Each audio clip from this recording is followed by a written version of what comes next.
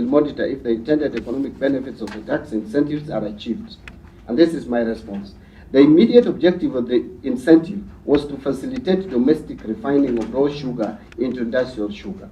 Monitoring, therefore, initially focused on the movement, custody, processing, and utilization of the imported raw sugar to ensure that it was delivered to the refinery, processed for the approved purpose, and not diverted into the domestic market.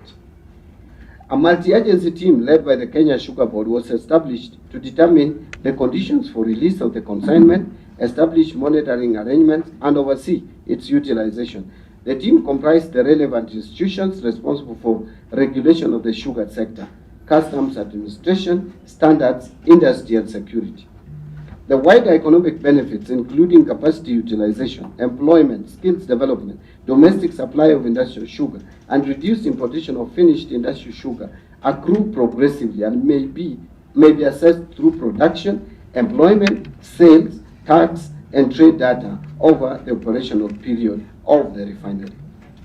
The other issue was the fiscal measures that the National Treasury has put in place to support local sugar manufacturers. And this is my response, Mr. Chairman. Fiscal measures have been put in place to reduce the cost of sugarcane production and support the competitiveness of locally manufactured sugar.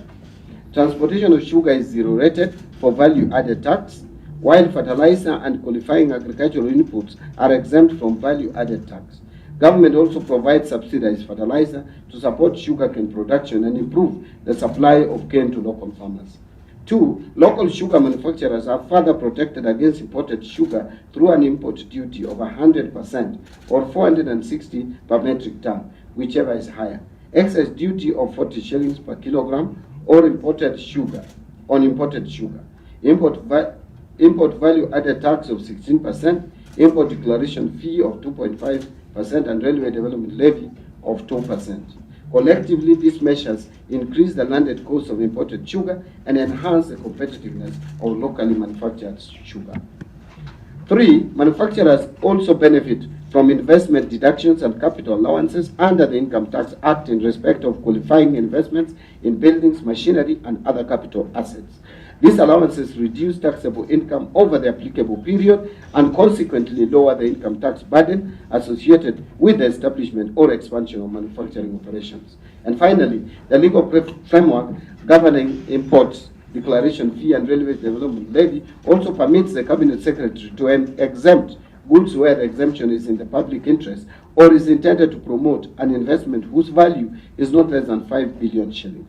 This provides a mechanism for targeted support where the wider economic benefits of domestic manufacturing and value addition justify relief from the levies.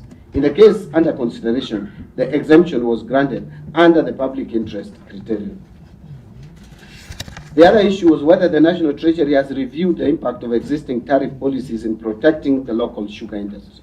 And this is my response. The National Treasury periodically reviews domestic tax and customs policies as part of the annual budget process, taking into account revenue performance, sector development, competitiveness of domestic industries, consumer welfare, and Kenya's regional trade obligations. Domestic tax measures are reviewed through the national budget process, with approved changes implemented through the Finance Act and other relevant tax legislation. Custom tariff measures are reviewed through the East African Community Regional pre-budget process and implemented through the decisions of the East African Community Council of Ministers and the applicable ESC custom instruments. The fiscal measures applicable to the sugar sector are therefore subject to periodic review to assess whether they continue to provide appropriate protection to local manufacturers, support domestic production, and remain consistent with Kenya's regional obligations. Where gaps or unintended effects are identified, appropriate legislative, tariff, or administrative changes are considered through the relevant national or regional processes. The other issue was how the National Treasury coordinated with the KRA, State Department for Agriculture, State Department for Industry, State Department for Trade, KEPS, KEFIS, and other agencies in managing the importation of the raw sugar. Coordination occurred through correspondence among the relevant ministries, interministerial consideration of the import duty remission through the East African Community process, and subsequent inter-agency consultations on the release and utilization of the consignments. The Ministry of Agriculture and Livestock Development provided the sectoral assessment and recommendation on the availability and stability of raw sugar for local refining. The Ministry of Investments, Trade and Industry provided the industrial policy perspective and initiated the request for consideration of a regional duty remission arrangement. The National Treasury considered the fiscal measures, while the Kenya Revenue Authority administered the customs and revenue aspects of the importation. The Kenya Bureau of Standards addressed conformity with the applicable product standards, while the Kenya Sugar Board provided regulatory oversight over the sugar sector and the intended processing of the raw sugar. Other agencies were incorporated into the coordination and monitoring arrangements in accordance with their respective mandates. An interagency meeting was held on 23rd, which I chaired. The National Treasury was held on the 23rd of February 2026 to consider the classification, applicable standards, conditions for release and monitoring of the consignment. The meeting agreed that the Kenya Sugar Board would oversee the utilization of the imported sugar, and that a multi-agency team would be constituted to establish the release and monitoring arrangements. The other issue was oversight mechanisms that the National Treasury has put in place to ensure that duty exemptions on the raw sugar are not abused. And this is my response, Mr. Chairman and honorable members. The oversight arrangements comprise the conditions attached to the exemption: customs controls administered by the Kenya Revenue Authority, regulatory supervision by the Kenya Sugar Board, and interagency monitoring through the multi-agency team. The Kenya Sugar Board was assigned responsibility for overseeing and monitoring the imported sugar to ensure that it was utilized for further processing and was not diverted for another purpose. The multi-agency team was mandated to determine the conditions under which the consignment would be released, establish appropriate monitoring mechanisms, and submit 2 interim reports and a final report on its work. The approval further provided that where the raw sugar was not refined in sugar for industrial use, the exempted import declaration fee and railway development levy, together with the applicable penalties and interest, would become due and payable. This provided a direct fiscal consequence for non-compliance with the approved end use. How the National Treasury will ensure that the raw sugar is used for its intended purpose. This is my response. The approved purpose of the consignment was refining into food grade and pharmaceutical grade industrial sugar. Compliance was to be ensured through controls over the release, movement, custody, processing, and utilization of the imported sugar, raw sugar. The Kenya Sugar Board was mandated to oversee the utilization of the consignment, while the multi-agency team was required to establish the conditions for release and appropriate monitoring mechanisms. The Kenya Revenue Authority retained responsibility for the applicable customs controls and enforcement of the conditions attached to the fiscal treatment of the consignment. The requirement to recover the exempted import declaration fee and railway development levy, together with penalties and interest where the raw sugar was not refined into industrial sugar, provided an additional safeguard against diversion or use for a purpose other than that approved. Now, the other issue was how Kenya's regional and international trade obligations influence the National Treasury's fiscal policy on the raw sugar consignments. Import duty on goods entering Kenya is administered within the East African Community Customs Union framework. The remission applicable to the raw sugar was therefore considered and approved through the East African Community Customs process. EAC legal notice number that is stated there, which is dated 18th of April 2025, was issued pursuant to Section 140 of the East African Community Customs Management Act of 2004 and Regulations number 3 and 6 of the East African Community Customs Management Duty Remission Regulations 2008. It authorized the importation by Mombasa Sugar Refinery Limited of 165,000 metric tons of raw sugar at a duty rate of 10% for 12 months. Processing the remission through the East African Community Framework ensured that the measure was implemented in accordance with the regional customs regime. And the exemption from the import declaration fee and railway development levy was subsequently considered under Kenya's domestic legislation as a complementary fiscal measure.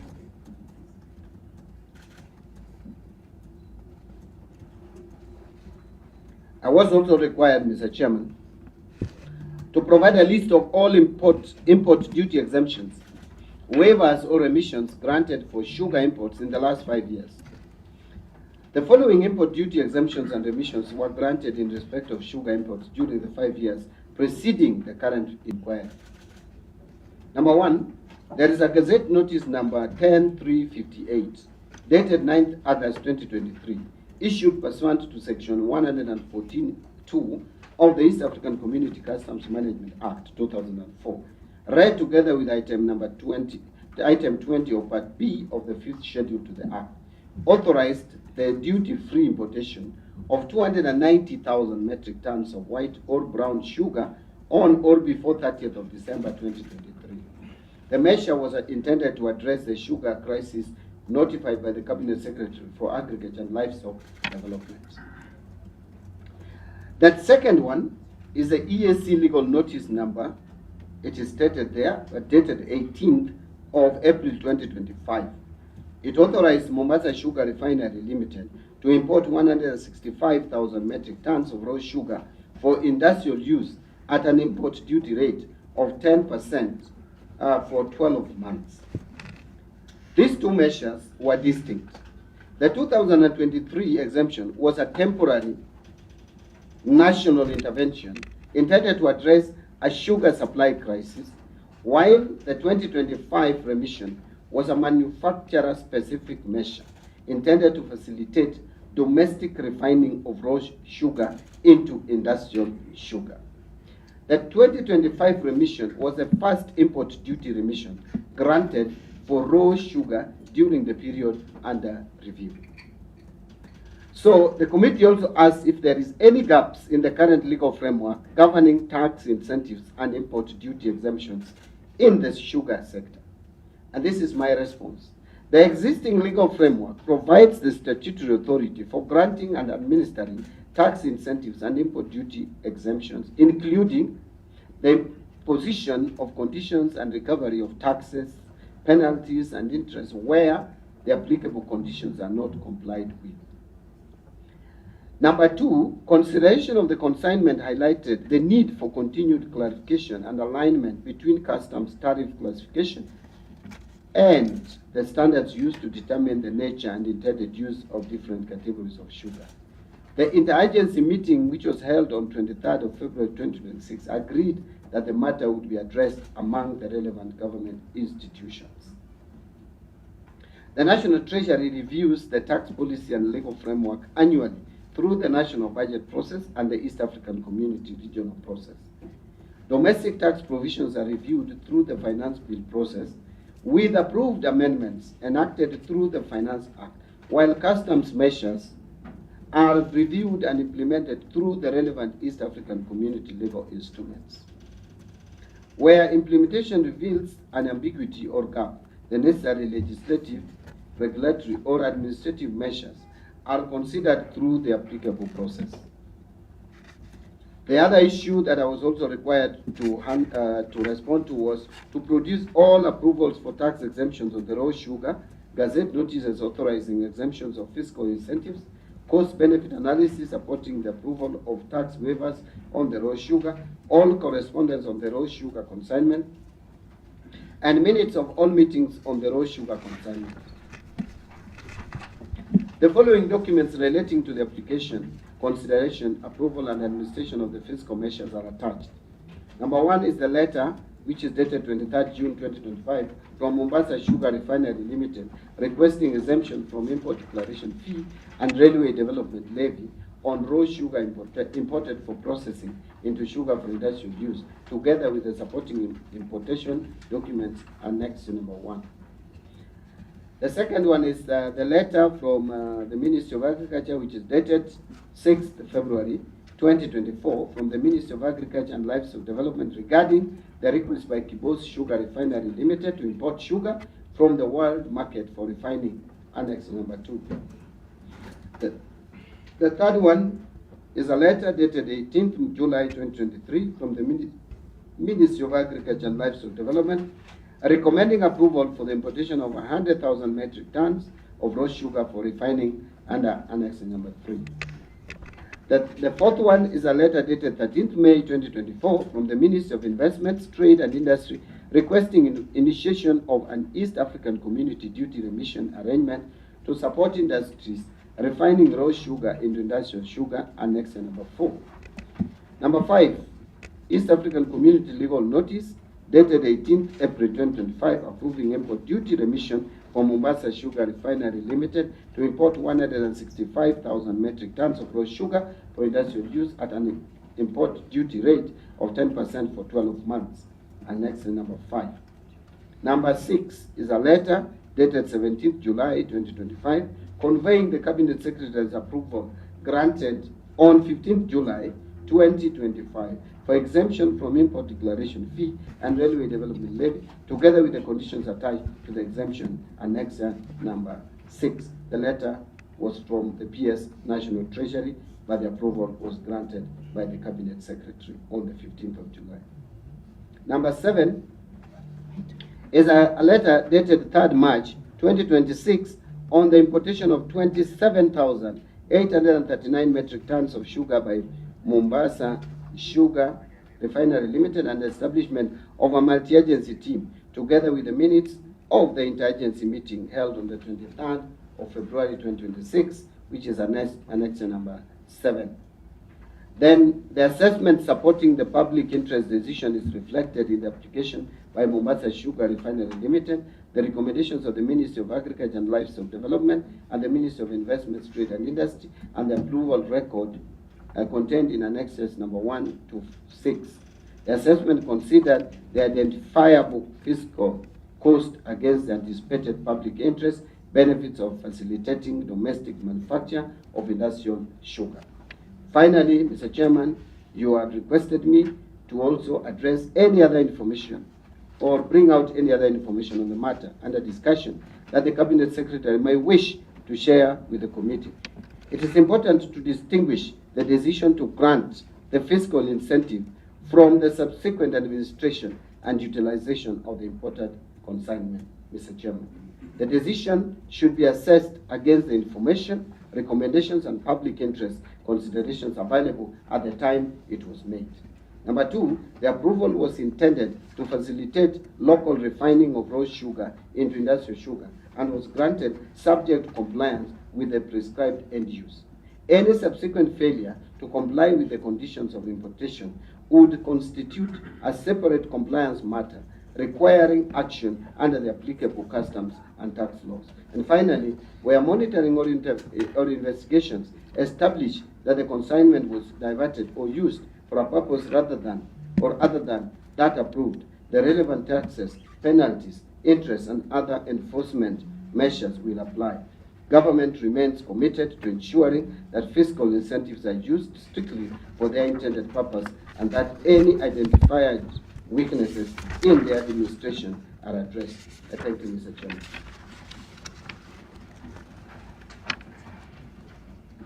Thank you, Waziri. Thank you very much for very elaborate presentation to us. Allow me now to invite members who would want to seek for any clarification or if they have any question to you. We shall take two first. We shall take Honorable Kaitani and Honorable Undo so that we get answers quickly. Then we shall follow by Honorable Kishimo and Parashina in the next round. Then we shall go Honorable Kamene and myself. Thank you, Chair. I'd like to first thank the CS for honoring our summons, or our request, or not our summons, our request to come and shed more light. And your paragraph 49 to 51 are very encouraging, if I may say so, especially in regards to this particular investigation. And relating to that, for us to be able to know that this sugar is not being diverted, so that this enforcement you're talking about is considered, what measures have you put in place so that you are able to monitor right from the time the sugar was imported to when it is converted to industrial sugar as it is meant or supposed to be, and sold to only those people that are allowed to buy the sugar as industrial sugar. Number 2, Chair, paragraph number 7, you have said the relocation of the refinery from Kisumu to Mombasa and changing of the name from Kisumu Kibos Sugar to Mombasa Sugar. Are you certain that there was a relocation? And if there was, where would Mombasa Sugar Refinery then be? Number 3 is paragraph 8, Chair, where he has talked about this sugar being imported raw to be refined into industrial use. So if there was, and the only exemptions that were going to be complied with or applying there was import declaration fee and railway development fee. The presentation by KRA shows that the total taxes forfeited by this particular importation is not only for import declaration fee and railway development fee, it also has import duty, excise duty, value-added tax, sugar development levy, merchant shipping levy, total of which, can I continue? Total of which is 2.9 billion, 2,983,118 million. That is total taxes forfeited as we speak today. Your paragraph only talks about 2 specific levies. Paragraph 10, CS, you talk about the laws that allowed you to grant this particular import declaration levy fee and railway development levy fee waiver, and you've quoted paragraph XXV1 of Part A and Part B and X of Part B of the Miscellaneous Levies Act, which Levies Act I have read, and it actually talks about that you can grant, as the Cabinet Secretary, you have the powers under what you call public interest. I would like to know from you, CS, what is public interest? How do you justify what is public interest to allow you to do the granting so that the public understands what is public interest? And I relate that public interest to this country is a manufacturer of sugar. We farmers grow sugarcane, and therefore is importation of raw sugar, which could have been manufactured, public interest. Then paragraph, I will jump because the others I can come back later. But I will jump all the way to a paragraph where you have stated a letter that you did, dated 15th of July, 2025.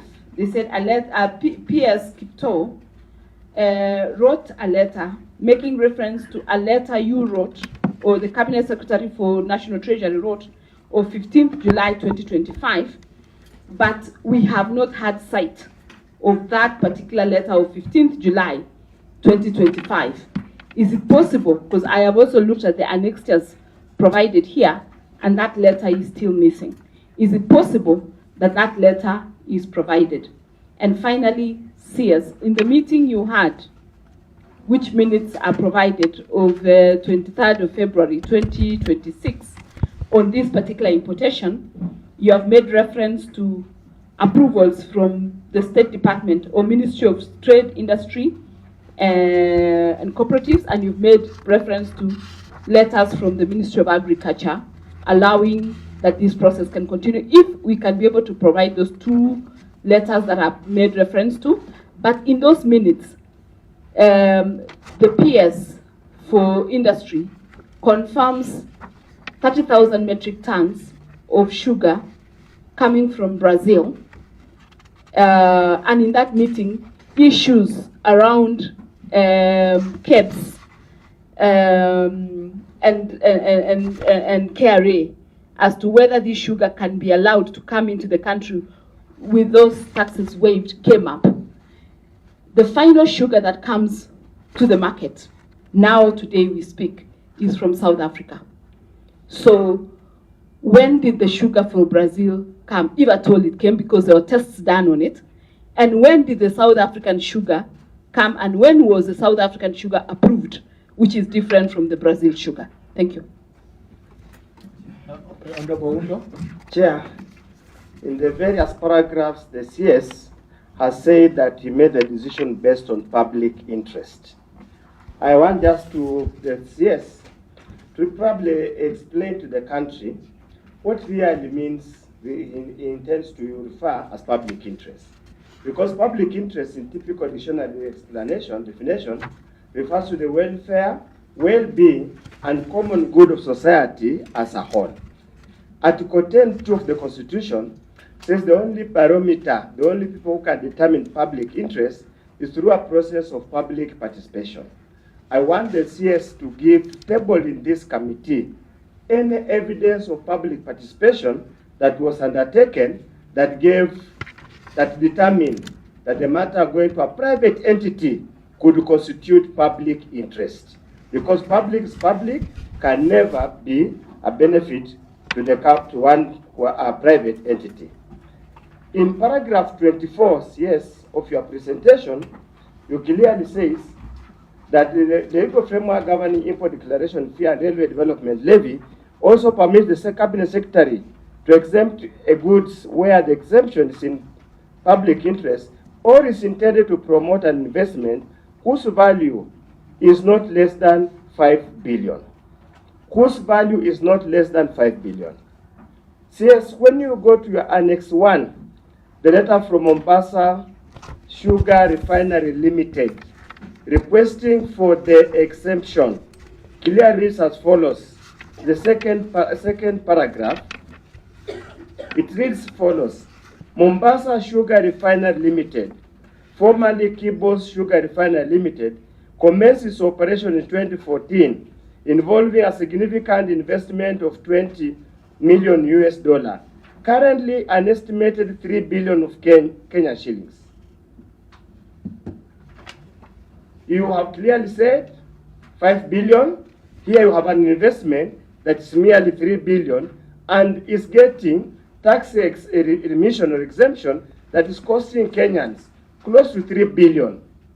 How can that be in public interest? How can that be for good for this country? So it means in your own admission, you flouted the law by granting remission to a company whose investment was less than 5 billion as per the existing legal framework, which you have yourself have indicated. For now, finally, 2 issues. Number 1, you say they will create direct employment, direct and indirect employment opportunities under your paragraph 16. It will be good to know, and you clearly says progressively, it will be good for you to tell the Kenyans what was the work plan, when were those intended jobs going to be created, after how long. Finally, for now, CS, is it common for you as a cabinet secretary, and probably also demonstrate, to convene a meeting to arbitrate a dispute between an importer and Kenya Revenue Authority? Is it common? Is it a practice? And since we, ODM, donated experts to the current regime, how many of those instances have you had an opportunity to chair a meeting that basically resolves issues between an employer and Kenya Revenue Authority? Or was this a peculiar a special case that required your personal intervention, we would be interested to know as people of Kenya. Thank you for now. CS, I think you'll proceed. Thank you. And as you answer that, in case there is no tax remission, what will be the rate of duty for raw sugar imported from Brazil, and that one that is imported from South Africa? That is brief and specific. Proceed. Thank you. Let me respond to issues that were raised by Honorable Keitani. She wanted to know that, how we would ensure that sugar is not diverted, the raw sugar would not be diverted into the local market and not used for the intended purpose. First of all, by the way, let me clarify something that probably this committee needs to know, that we provide exemptions on a number of items, number of things, number of products in this country. It's not unique to sugar.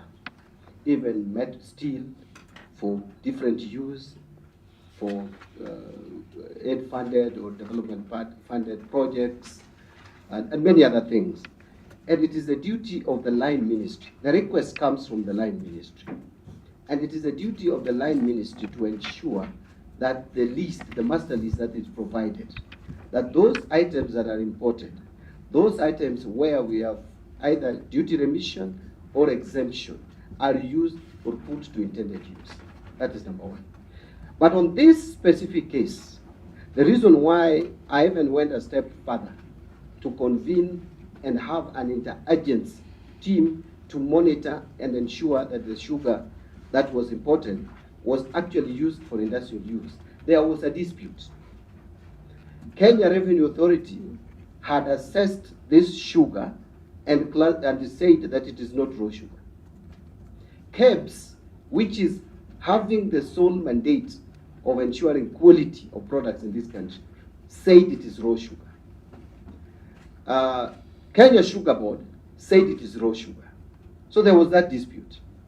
Now, when I convened the meeting, the first question that I asked was, if this sugar was put on the table today, can it be consumed? I remember asking that question as the chairman of the meeting. I was told by everyone that no. Therefore, I asked, is it industrial sugar or not? And they said, we agreed there that it was industrial sugar. KRA had issues with the coloring and all that. So we agreed there, and it was minuted, and everyone signed the minutes. Those who were present, the list is there. KRA, all these institutions, including the PSS, they signed the minutes and agreed that we form an interagency. That was my idea, that we form an interagency team to monitor that this sugar is not diverted into the local market, because then my concern went beyond my duty, my responsibility in terms of the fiscal, to even the human health, the Kenyan public health.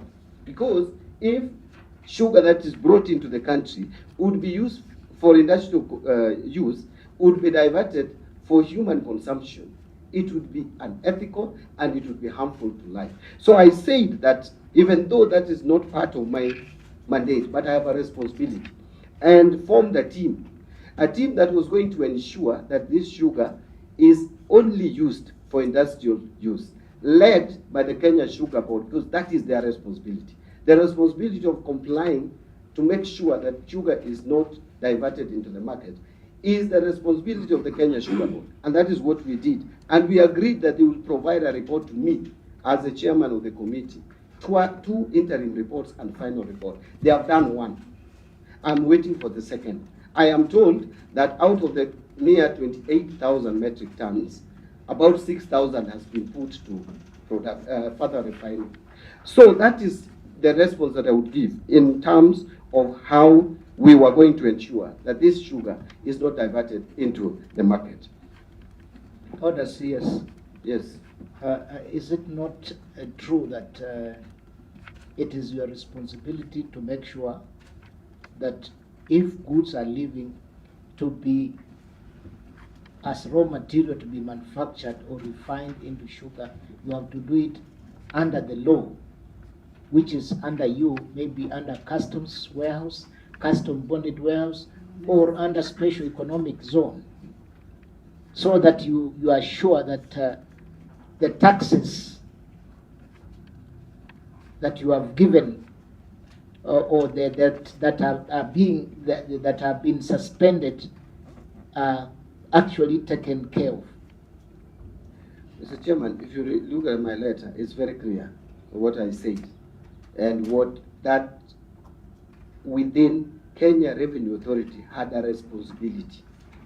But beyond that, we formed an interagency team as a matter of precaution, including even security organs, because this was not it was not an ordinary matter. This was a unique matter, where we had a dispute between an industrialist who was feeling that he's being harassed. Actually, the report that came from the State Department for Industry was that we were harassing Yes, I'm just asking, in customs, if you have to secure Kenya from losing taxes, you either manufacture under bond, you either manufacture under special economic zone. What prevents you? Because Mombasa sugar refinery in Kibos is not under any of that arrangement, which means sugar can move out and in at any time. Mr. Chairman, the sugar for industrial use, the law would allow, and I will come to that we allowed the importation, or we exempted the two levies under public interest, which is provided in law. All right? But we went a step further to ensure that this sugar is not diverted into the market. Chair. Sorry, Chair. Allow me, Chair. I asked that question specifically because we have visited Kibos, and the situation and the scenario, and we have also interacted with KRA. The situation and the scenario that has been presented does not have any control whatsoever. In fact, where the sugar is being manufactured and where the normal sugar is being manufactured is separated by a gate that is not protected, not controlled, not done anything. And that is why I ask, because you gave the permission or the authority, and in your letter and your paragraphs, you have said that the authority was solely only for production to industrial. If there is diversion, all the taxes should be collected. So in this case, what did you do to ensure that that is the case, so that the Kenyan public, because we're talking about 2.9 billion in terms of taxes, so the Kenyan public does not lose 2.9 billion? You know, Chair, this to me is a very straightforward answer. We have two institutions that have the responsibility to ensure that what we agreed on was complied with. If those two institutions fail, then I know they have failed. It's the Kenya Sugar Board and the Kenya Revenue Authority. They are supposed to ensure that this sugar is only for industrial use. And we are very clear. You look at the minutes, it's very clear. If they didn't have the capacity, they would have told me in the meeting that they have no capacity. But they assured the committee that they have the capacity. And I still believe up to now that they have the capacity. The report I have is not portraying what the Honorable Member is saying. The report I have is that they have the capacity and they are ensuring that this sugar is put to industrial use. Actually, as a matter of fact, I will tell you that the confirmation I got from the same institution is that 6,000, close to 6,000 metric tons has been processed. Still leaving, out of the 28,000, still leaving about 22,000 intact, not processed. So these institutions have the capacity. And in terms of relocation of the company to Mombasa. Point of order. Allow me, Chair. So if 6,000 have been processed, Is it possible that we get that report that has been sent to you, so that we see how those that matrix is used, and more importantly, that 6,000 that is converted, who has it been sold to? If it's possible to know who it has been sold to, because we know selling refined sugar is not to the public. There are specific industries only that can buy refined sugar. So is it possible also to tell us that actually the 6,000 has been converted to refined and sold to these specific people? Mr. Chairman. Yeah. Mr. Chairman, the interim report can be provided, the first interim report. I don't know whether it was attached, but it can be provided. The issue of the 6,000 metric tons probably is not in the report, because I asked that verbally when I was coming to appear, just to get to know how much has been processed. But you see, Mr. Chairman, we have put the responsibility of ensuring compliance on the Kenya Sugar Board and KRA. If Kenya Sugar Board fails to ensure compliance, then we know they have failed. But I don't think National Treasury CS would go and follow sugar process sold to people who are making beverages, making pharmaceuticals. That is outside my province. I provided direction here because there was a dispute. And this dispute was interministerial. The State Department for Industry was very unhappy. Agriculture, Kenya Sugar Board, that we are discouraging investment by having tax collector. Actually, I came to this matter because of tax issue. The tax collector, and one of us asked, I think Honorable, whether it is normal. I want to say it is normal, very normal, for me to intervene. You see, Kenya Revenue Authority is a tax collector. Tax policy is with me. It's not with Kenya Revenue Authority. That is the law. It is with the CS National Treasury. And every day I intervene where there is a conflict or misunderstanding between the tax collector and on policy matters. And this was clearly a policy issue, whether this was an industrial sugar or it is sugar that was that was processed already. So when this matter came to me on tax issue, I just went a step further because I got curious that in the event that this sugar would not be put to industrial use, it is not just about the penalties. Penalties is okay. We can reclaim, get the IDF or RDL. But what of human life? That is where it concerned me. That is why I formed the multi-agency task force, the team, to monitor and ensure and report back to me. And they have done one interim report, whether the sugar is put to industrial use. So I just went a step further. Actually, it is not really my responsibility. It is the Kenya Sugar Board to ensure that this sugar is put to proper use. So on the issue of certainty of relocation, the letters I got is that this factory has been relocated from Kibos to Mombasa, and it has changed the name. And the letters are there from the State Department.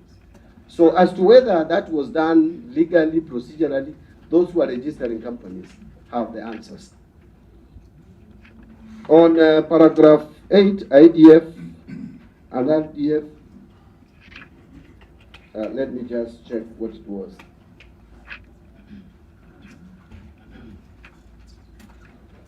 Yeah, the law actually allow. If you look at my letter, I actually just mentioned that we allowed in my letter IDF and RDL, because that is what the law allows the cabinet secretary to exempt. VAT, I am not having any powers to allow that. I can only abandon tax, by the way, but that must also be justified after the tax falls due. But in this case, there was no tax abandonment. I don't know where the figure of 2.9 billion is coming from, which I think is incorrect. And by the way, import duty is provided under East African Community Gazette. It is standard. The duty remission is provided. It's a regional thing. It's not a favor that we are giving this company. Excise duty is exempted under the Excise Duty Act, and that is under schedule through the Tax Laws Amendment of 2024. We have that first schedule exempting, providing excise duty exemption. So it is only IDF and RDL which I granted. And just to tie it, maybe before I come to public interest, the letter that Chris Kipto, the Principal Secretary, wrote on 17th July 2025, speaking to a letter, speaking to approval from the CS, the Cabinet Secretary. I did not write any letter to the PS. The way we operate at the Treasury is if there are decisions which can be communicated by Principal Secretary, but have to come to me for approval, and it comes in a form of a file.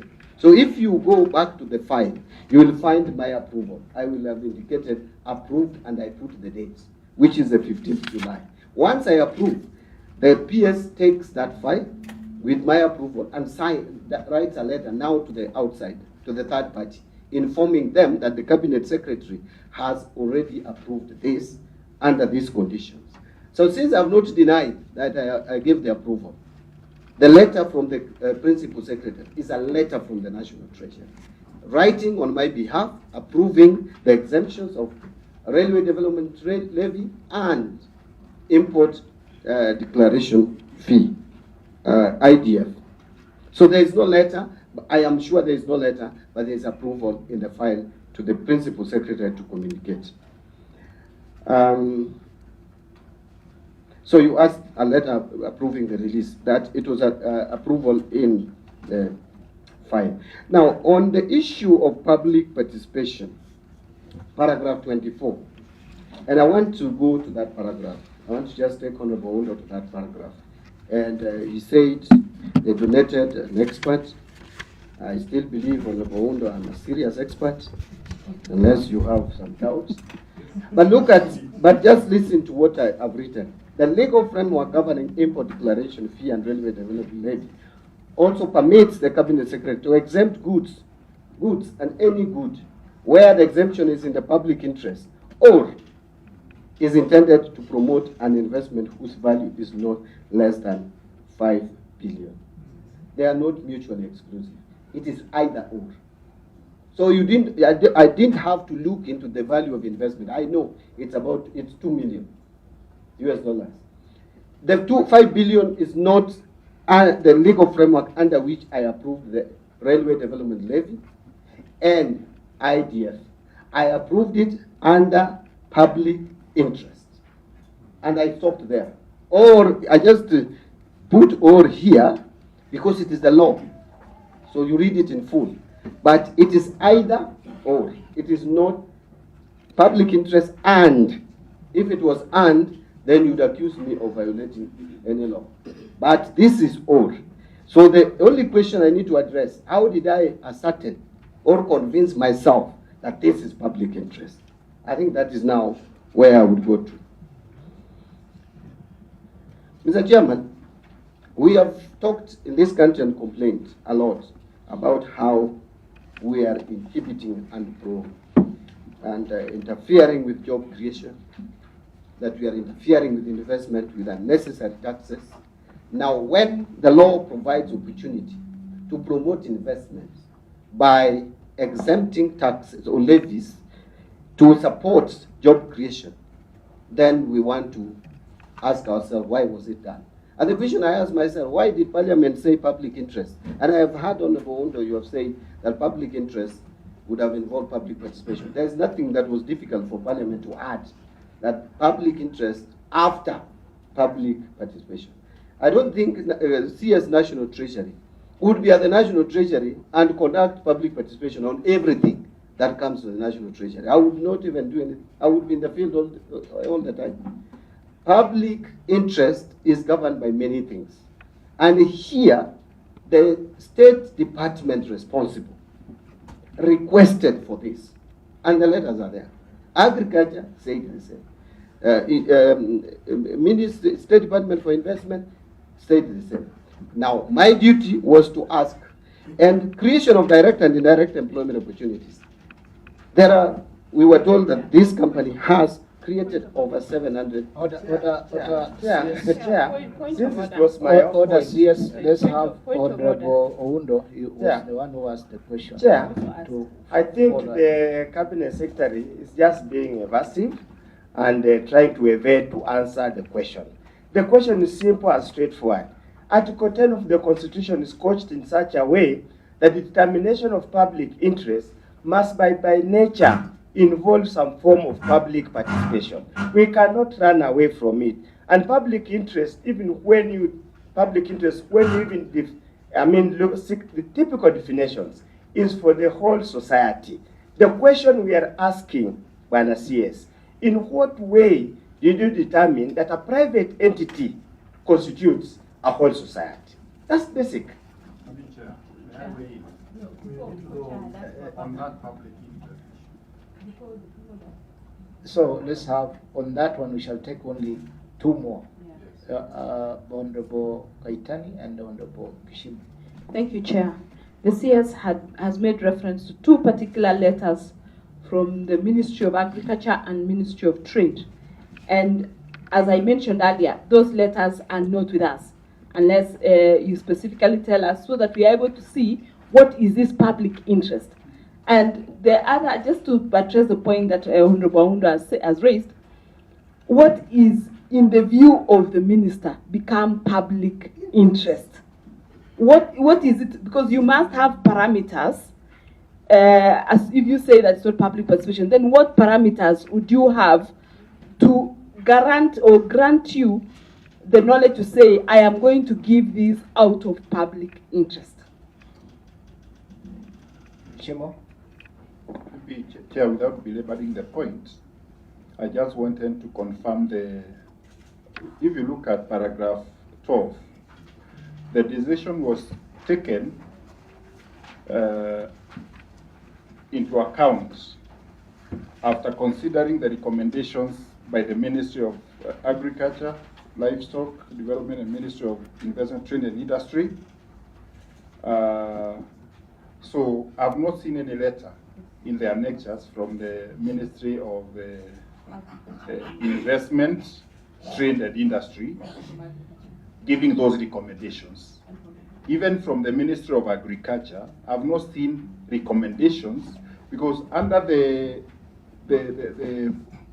provisions whereby the CS is supposed to grant that exemption, he is supposed to determine. For you to make a determination, there have to be some submissions. Yeah, where you determine where it is in public interest. So that determination must have been based on something, and the CS has said there were recommendations. Let us have those recommendations which made you determine. Chair, can I respond? Chair. Let's let him respond. It's the same thing, Chair. No, I ruled out already. I ruled out, we must make progress. I ruled out already that we shall take those three because it's just a follow-up question. Let's not make it. Chair, I don't know why members are saying they don't have these letters, but there is annex number 2, a letter from Principal Secretary Rono, a request by Kibos Refinery to import raw sugar from the world market for refining. And the letter reads, I don't want to go into details, the second page, in conclusion and noting the role of the government is to facilitate, maybe I started a bit, a reference is made to the letter by Kibos Sugar, dated 11 January 2024, addressed to the Principal Secretaries for the National Treasury and the State Department for Agriculture, and then Industry and the ESC, and copied to the Commissioner General KRA, Sugar Directorate, generally in the opinion of the multi-agency team. So let me go to the second page.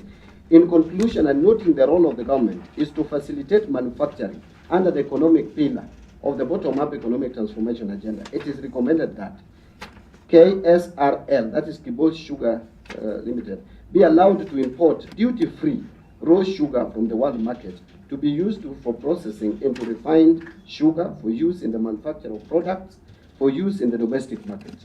that such importation be in full compliance to the sugar import, export, and byproduct regulations, that the government backs on high-level lobbying of the East Africa partner states to pave way for the amendment of the requirement that raw sugar be wholly originating for the products made from refined sugar processed by Kibos Sugar to enjoy market access in the East African community. And that is why we went to the East African community to lobby and get this covered under duty remission. There is also another letter from the Ministry of Investment, from State Department. This one.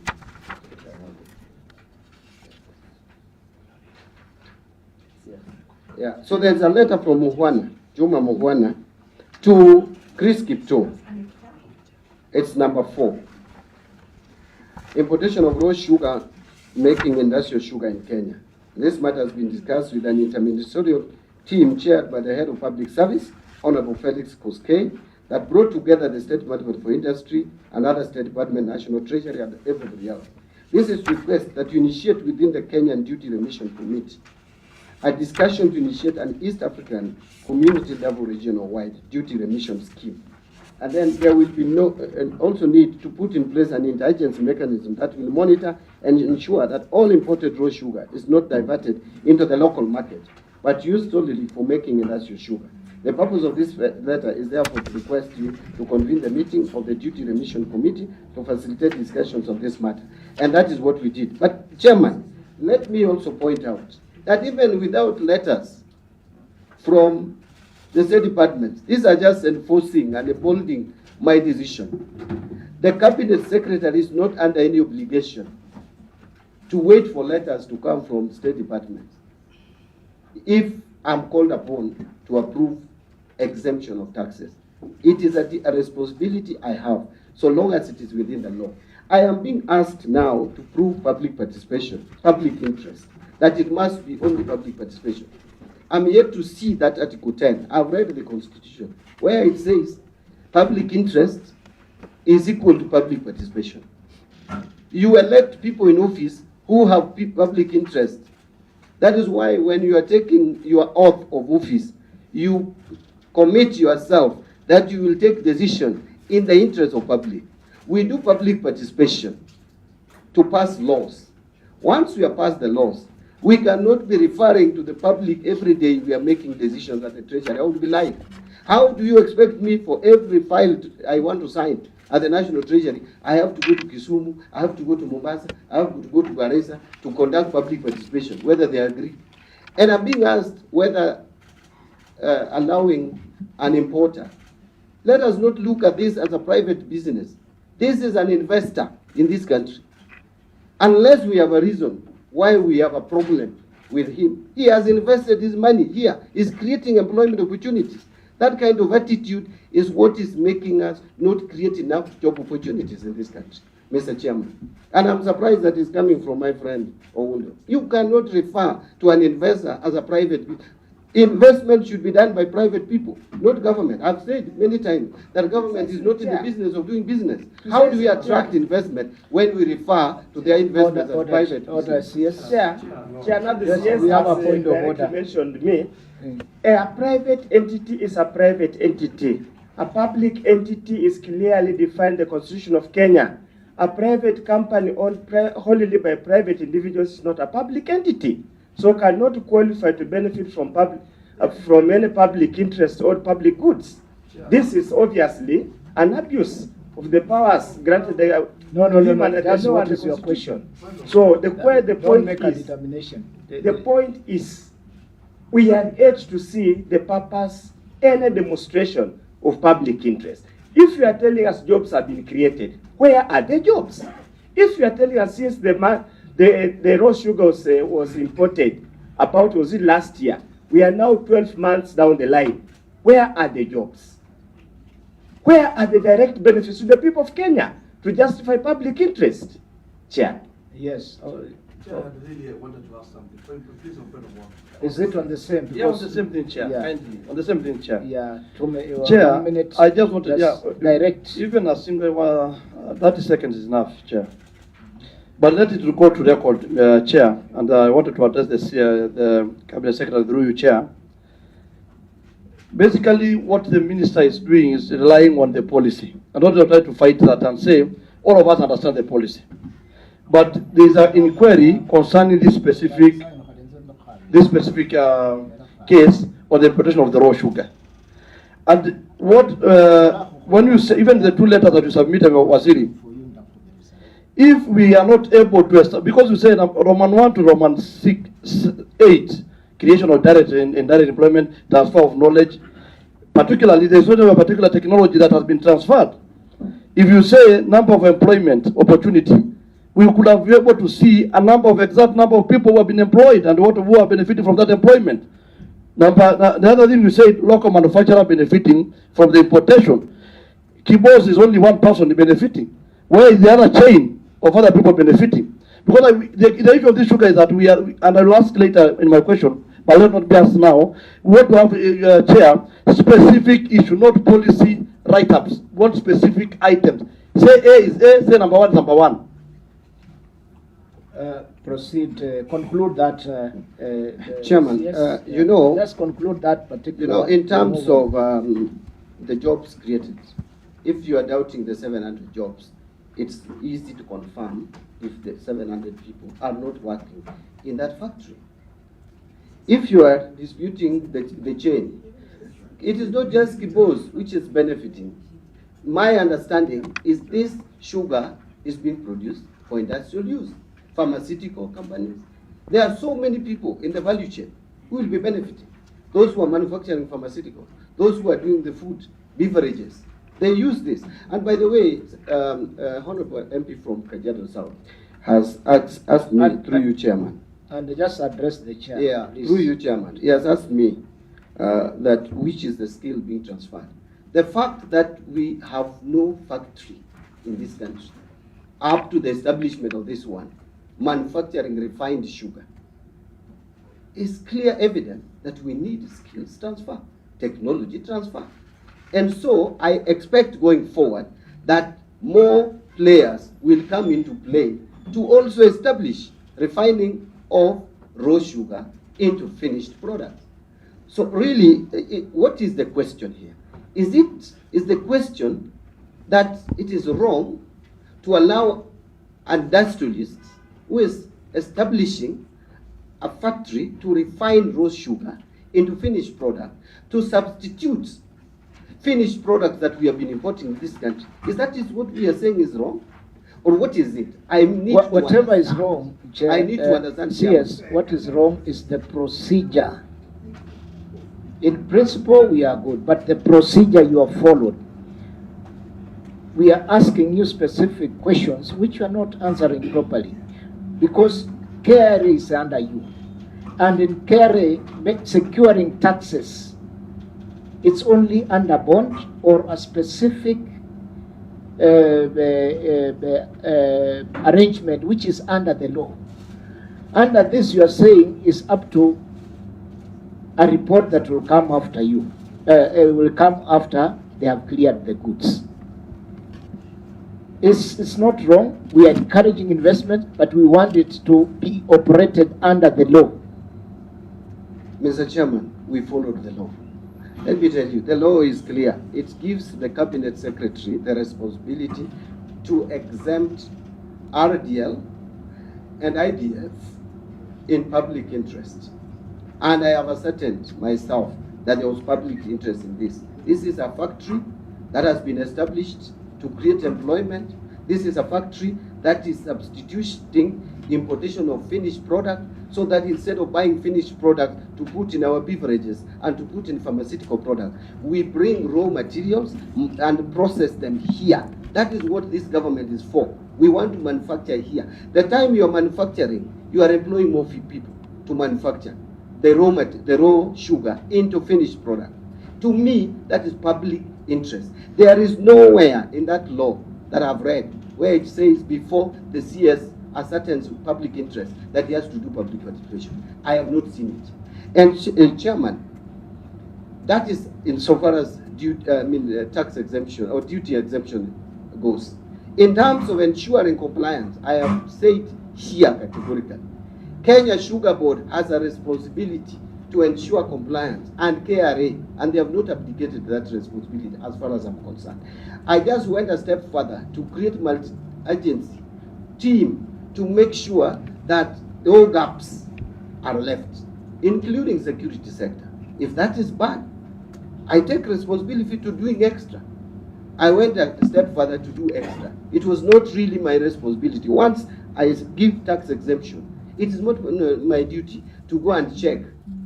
Chairman, I give tax exemptions on imported steel, raw materials used even for road construction.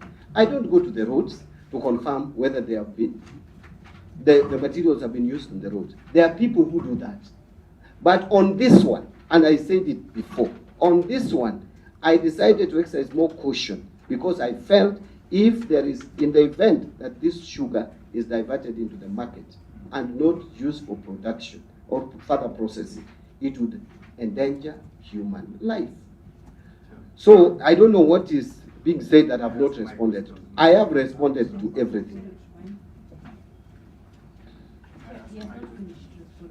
Respond for on further. We can't. We shall make our decision if the CS has answered adequately or not, because we can't remain on one particular question forever. He still has more questions to answer. And Chair, Let him proceed. Yes. Answer the other questions. No, I think I answered all the questions. You have answered all. no, Chair. Okay. There was the question about Brazil sugar and South Africa sugar. I don't think that is what I was looking at. That is for the State Department to deal with, whether sugar came from South Africa, Brazil, or wherever. The law Chair. only allows us to. Chair, Order. Chair. Let's have one person. Chair, I made reference to a meeting that the CS chaired.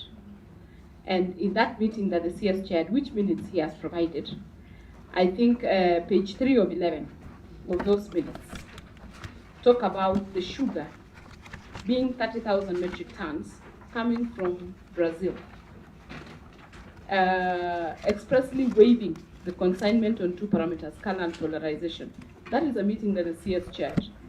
And this was submissions by Mombasa Refinery. And finally, in the submissions that were done by the various state agencies, KEBS and KRA included, and where the bone of contention came from was on that particular sugar of Brazil, which was that the sugar of Brazil that had been brought for tests, KRA did not agree with what was provided as being raw sugar, and said they are going to charge normal taxes. And KEBS and SGS gave different opinions as to what that sugar was, whether it was raw or not raw sugar. But that was sugar from Brazil, and that is the meeting you attended. But the sugar currently imported is not sugar from Brazil. It is sugar from South Africa. So I was asking the question about the sugar from Brazil and the sugar from South Africa. If you clear the sugar from Brazil, how about the sugar from South Africa? You know, Chair, regarding where the sugar was coming from, for me, it is very simple. It didn't matter where the sugar was going to be imported from, but it was mentioned it was Brazil. It was the duty of KEBS, Kenya Sugar Board, to determine all these other parameters. That is why they took the responsibility to monitor and follow where the sugar had come from, how it has done, how it was going to be used. So it was not really my duty to know what interest would I have had. Which sugar did you approve, CS? Is it the one which came from South Africa or the one which came from Brazil? It's a direct question. You see, Chairman, I think we are not communicating. I approved importation of raw sugar, the exemption of duty on raw sugar, regardless of the origin. It is not my duty to find out where they bring the sugar from. What was required was for me to give duty exemption on RDL and IDF on sugar that landed at the port. Whether it came from Korea, it was not my business. It was not my duty. Unless there was a reason to ask the origin of that sugar. But in the meeting, there was a mention that the sugar was from Brazil, and there was a mention of the color. And we discussed the issue of the color in that meeting. And we came to a conclusion that this sugar was raw sugar. And KEBS confirms and satisfies quality. Kenya Sugar Board was agreed with them. So what else could I have done as CS National Treasurer? To go and do the test myself? Chair, allow me not to belabor on this matter, but just to state something, and I would like this to come on record, that the sugar being talked about, whether color or what, was a specific type of sugar that was being talked about. The color of the sugar and the polarization of that sugar was the sugar that was coming from Brazil. And that was the sugar that both KEBS, KRA, and all entities who sat in that meeting made reference to.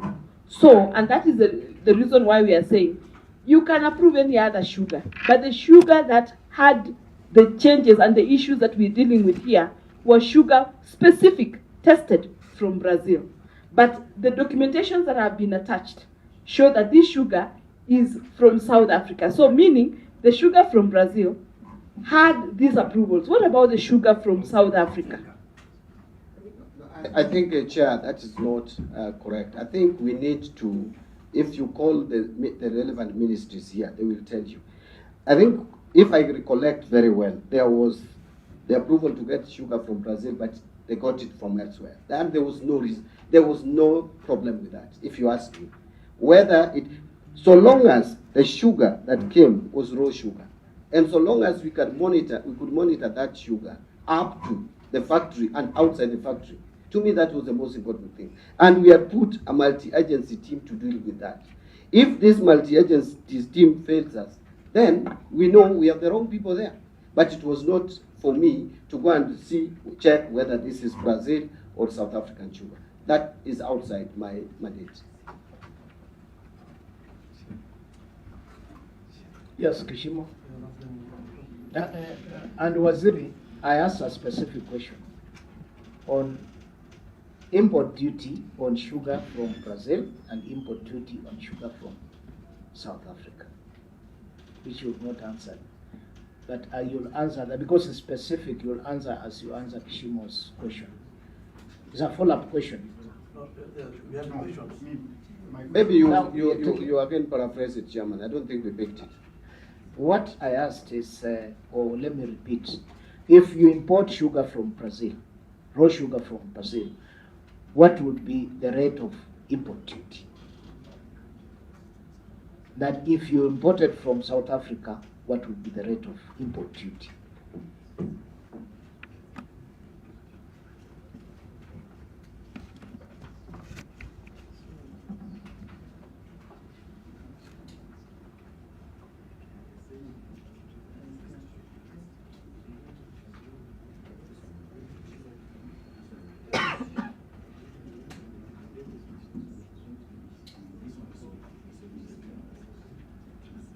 Chair, can I respond to that? Yeah, response. Chair, import of sugar would have cost 100% import duty, or $460 per metric ton, if there was no duty remission.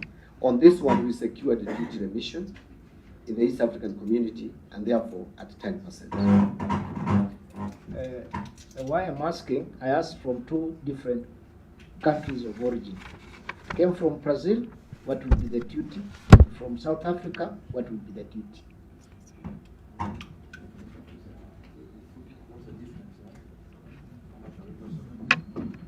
I think there's no duty difference, Chair, because South Africa and Brazil are outside the East African community and the commerce.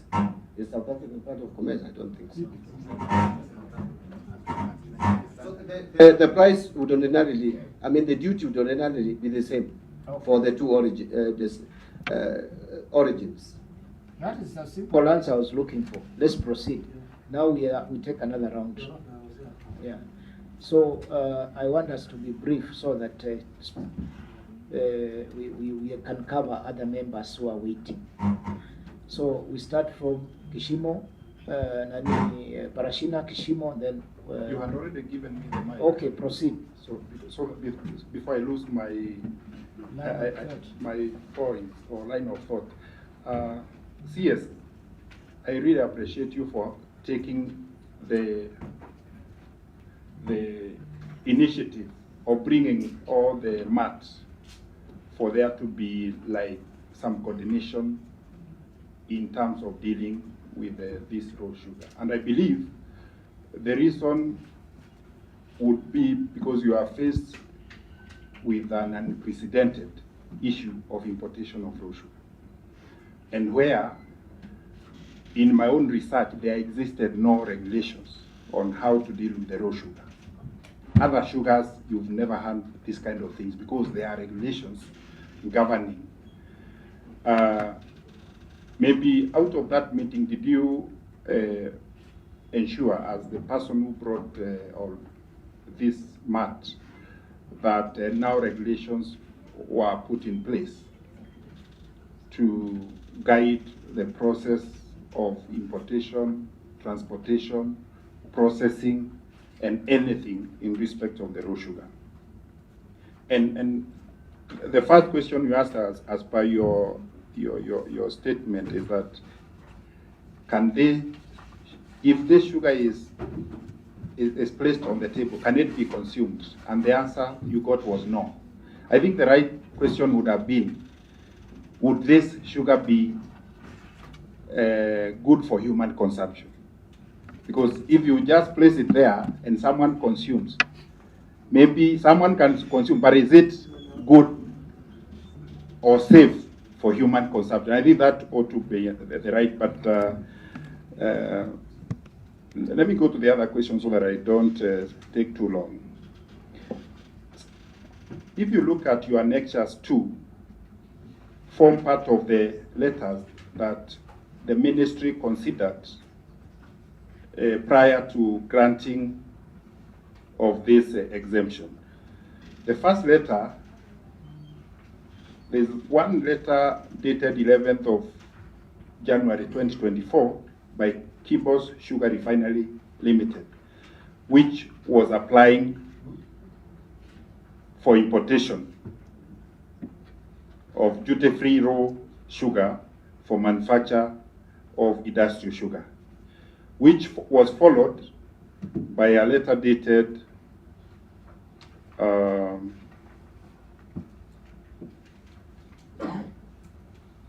there's a letter dated 6th February 2024 by the Ministry, State Department for Agriculture. If you look at those letters, I believe there is a disparity in terms of documentation because those letters refer, including the one that applied for importation by Kibo Sugar Refinery Limited dated 11th January 2024. And if those were the basis under which then you also considered that importation, then I think it's wrong, because the document that we have is that Kibo's Sugar Refinery Limited changed its name to Mombasa Sugar Refinery Limited on 14th November 2023. Yet, their letter is dated 11th January 2024. So it means that this application for importation of raw sugar was made by a wrong company or by an non-existent company. Maybe you may need to clarify that, because the document that I have on the change of name is dated 14th November 2023, unless you have a different one. So maybe those are some of the areas that I would like clarification, Chair. I think the other issues have already been answered. Okay, Parashina. Thank you, Chair. And I don't want to take you back because you said that we go to specific questions. but I start by as a maybe appreciating the coming of Waziri. You said thank you for coming to shed more light. And now, you also say that you approve, you just approve whatever the records come on the sugar roll, on the importation of sugar roll, without really looking at nitty-gritty where it comes from. So that's another question that the committee has also been able to get it up. But now, since you form a multi-agency, you had to form a multi-agency to check, or even during the time of giving out the approval, for the sake of the country, kindly, this is my message, kindly, tell your multi-agency, those multi-agency people who are working there, for the safety of the country, the specific sugar, raw sugar, is under query, kindly. So that we will not lose the Kenyans just to benefit few, or some people getting advantages of bringing certain items in this country and they run with the money and the Republic suffers more. And I want Chair, because I know we used to come with one party and they was used to my chair. I want to take you back to 2024. There's no history repeats itself in this country. You as a cabinet secretary, you are responsible in terms of oversighting KRA. Is it also? I think that's the case. 2024, I just wrote here, there was a case on importation of contaminated sugar, where KRA again lost money. So Kenyans lost revenue. During that case, the Vinpack case, it was called a Vinpack case, and the sugar was coming from Mauritius.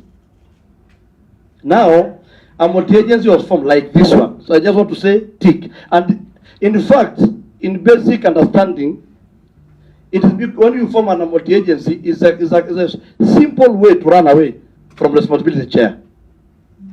Because a case is supposed to be done by one person, then again now it's from 20 people. So that the person who takes responsibility it's not able to trace who takes the responsibility. So multi-agency that was from that time there was a lady in KRA who was even fired. A staff from KRA was fired.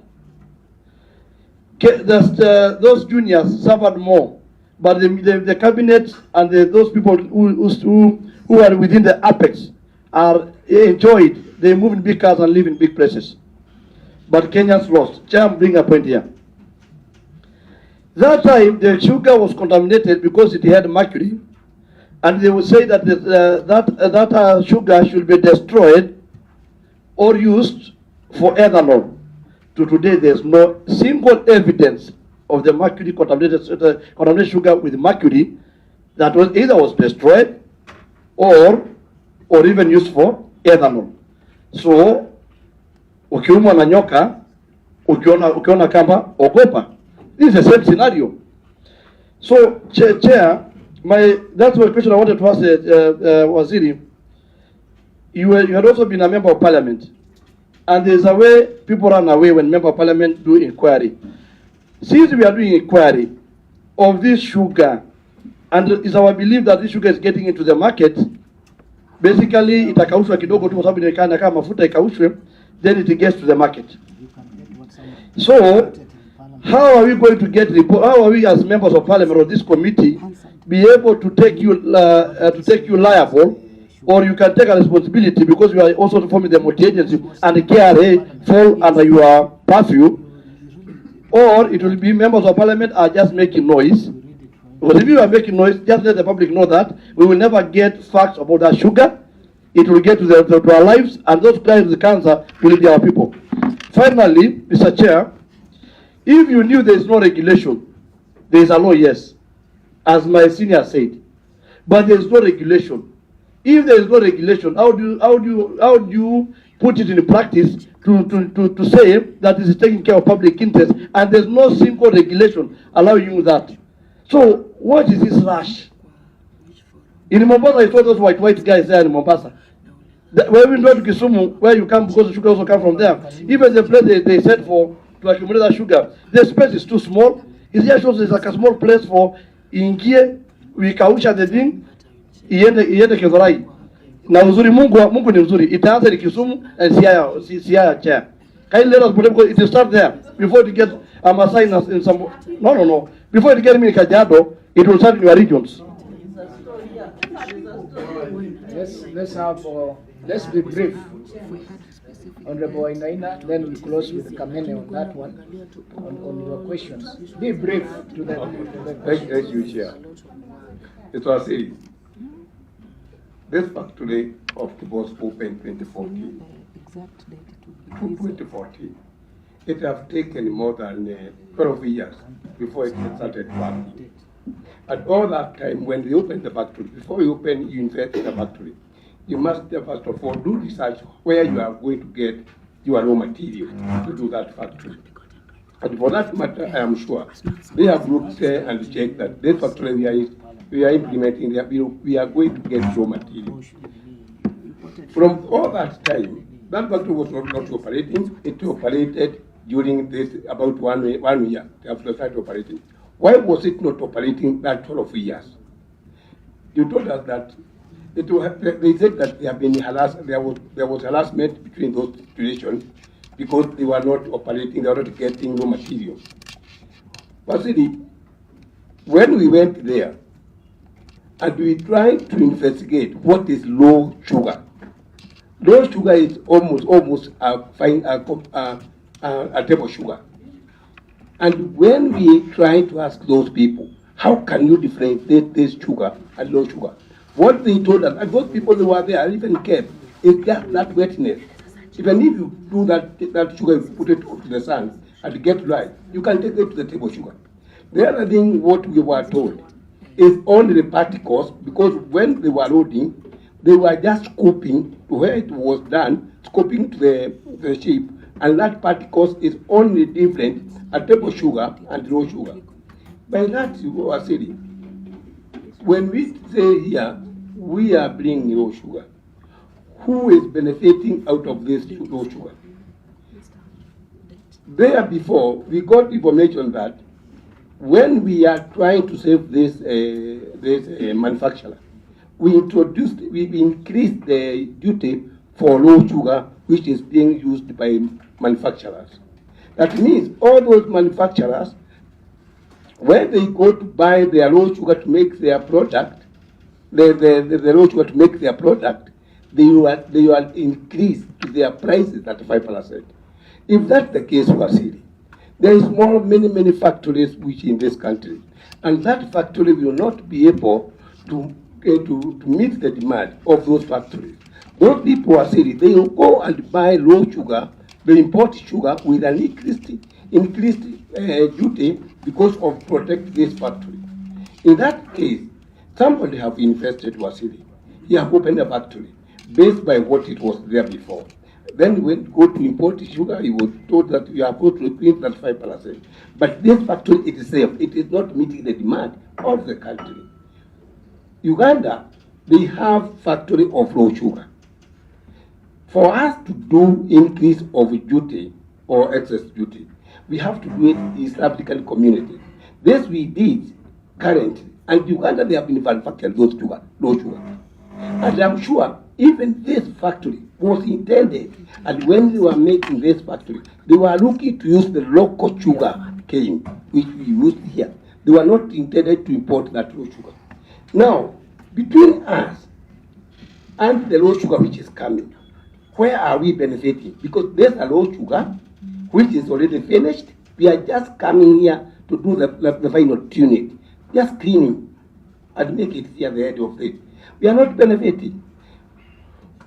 Mr. Wasili, we are saying here we are employing people. It is true. We are creating job. We are creating job one factory. But we are killing job 10,000 factory. Because those people who are small factory will rely with that big factory. And that big factory, Wasili, and I want to you are here. This is not happening. I'm an expert of small industry. What happened is that those people will not import small quantity, they will rely with this one. and they close their small business, drive with one person, employ 700 people, and they have employed 200,000 people. And that is my take. Honorable Kamene, then he answers, then I'll come back to Mwalio and myself.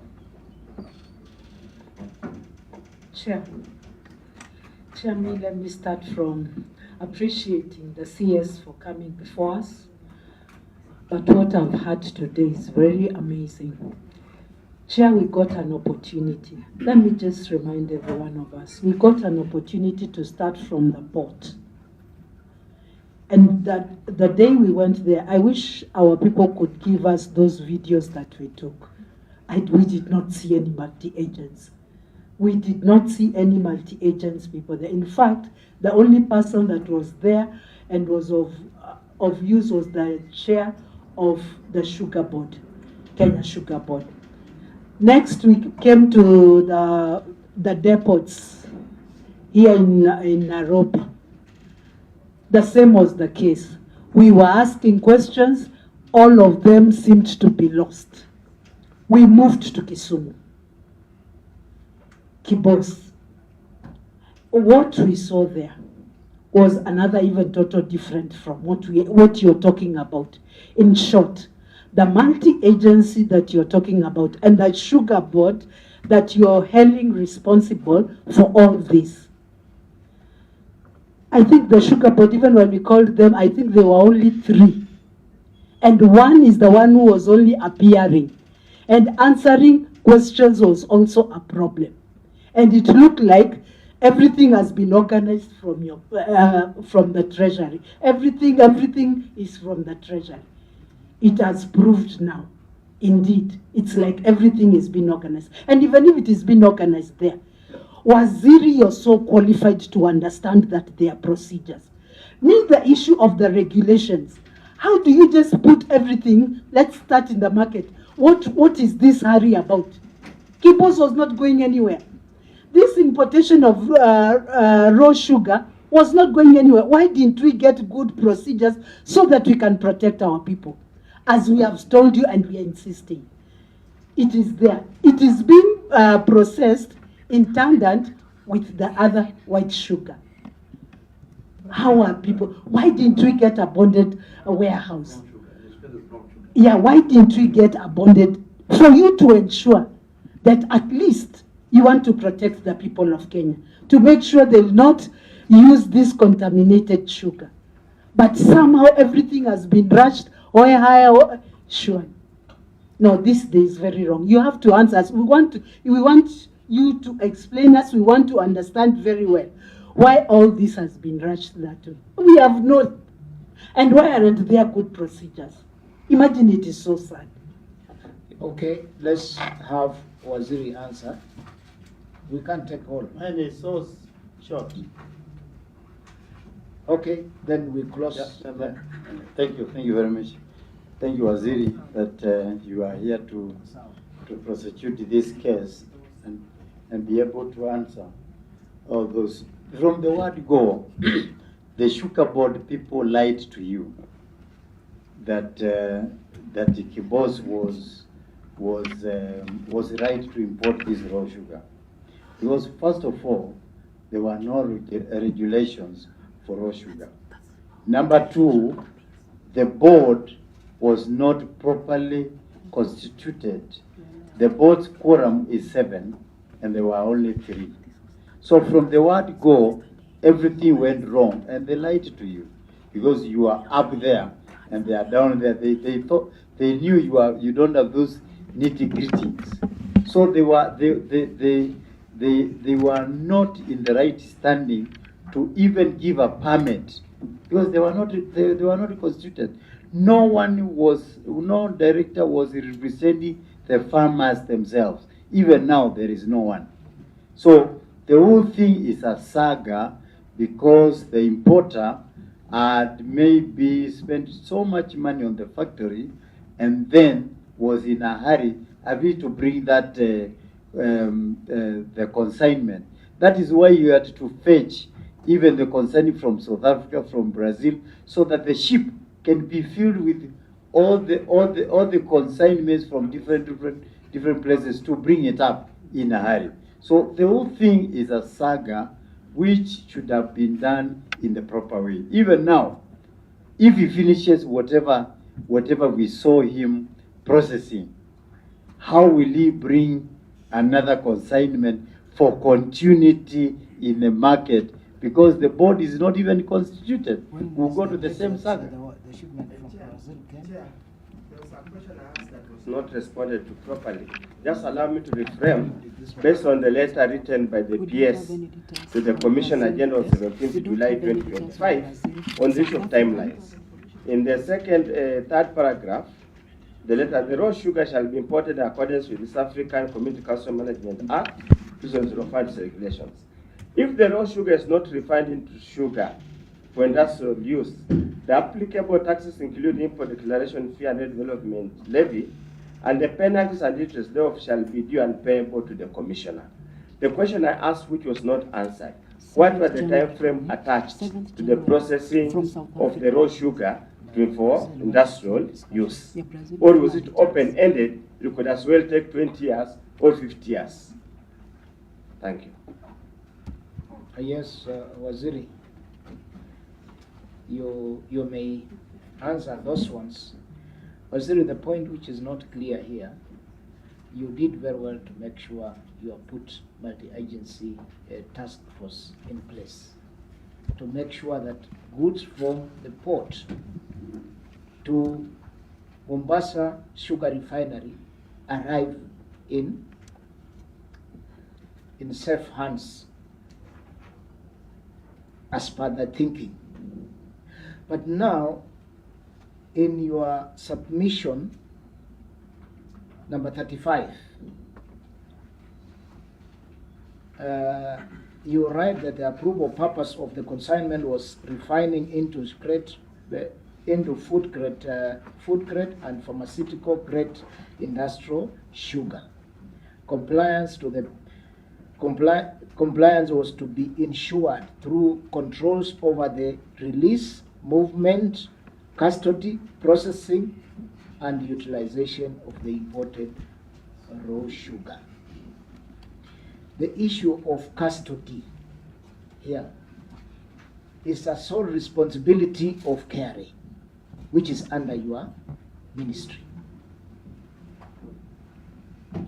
So the question is, there's a legal framework on how to make sure goods remain under the custody of customs, whose taxes have not been collected fully until it is processed. Once it's processed, then we are safe. We know, okay, it is used for the intended purpose.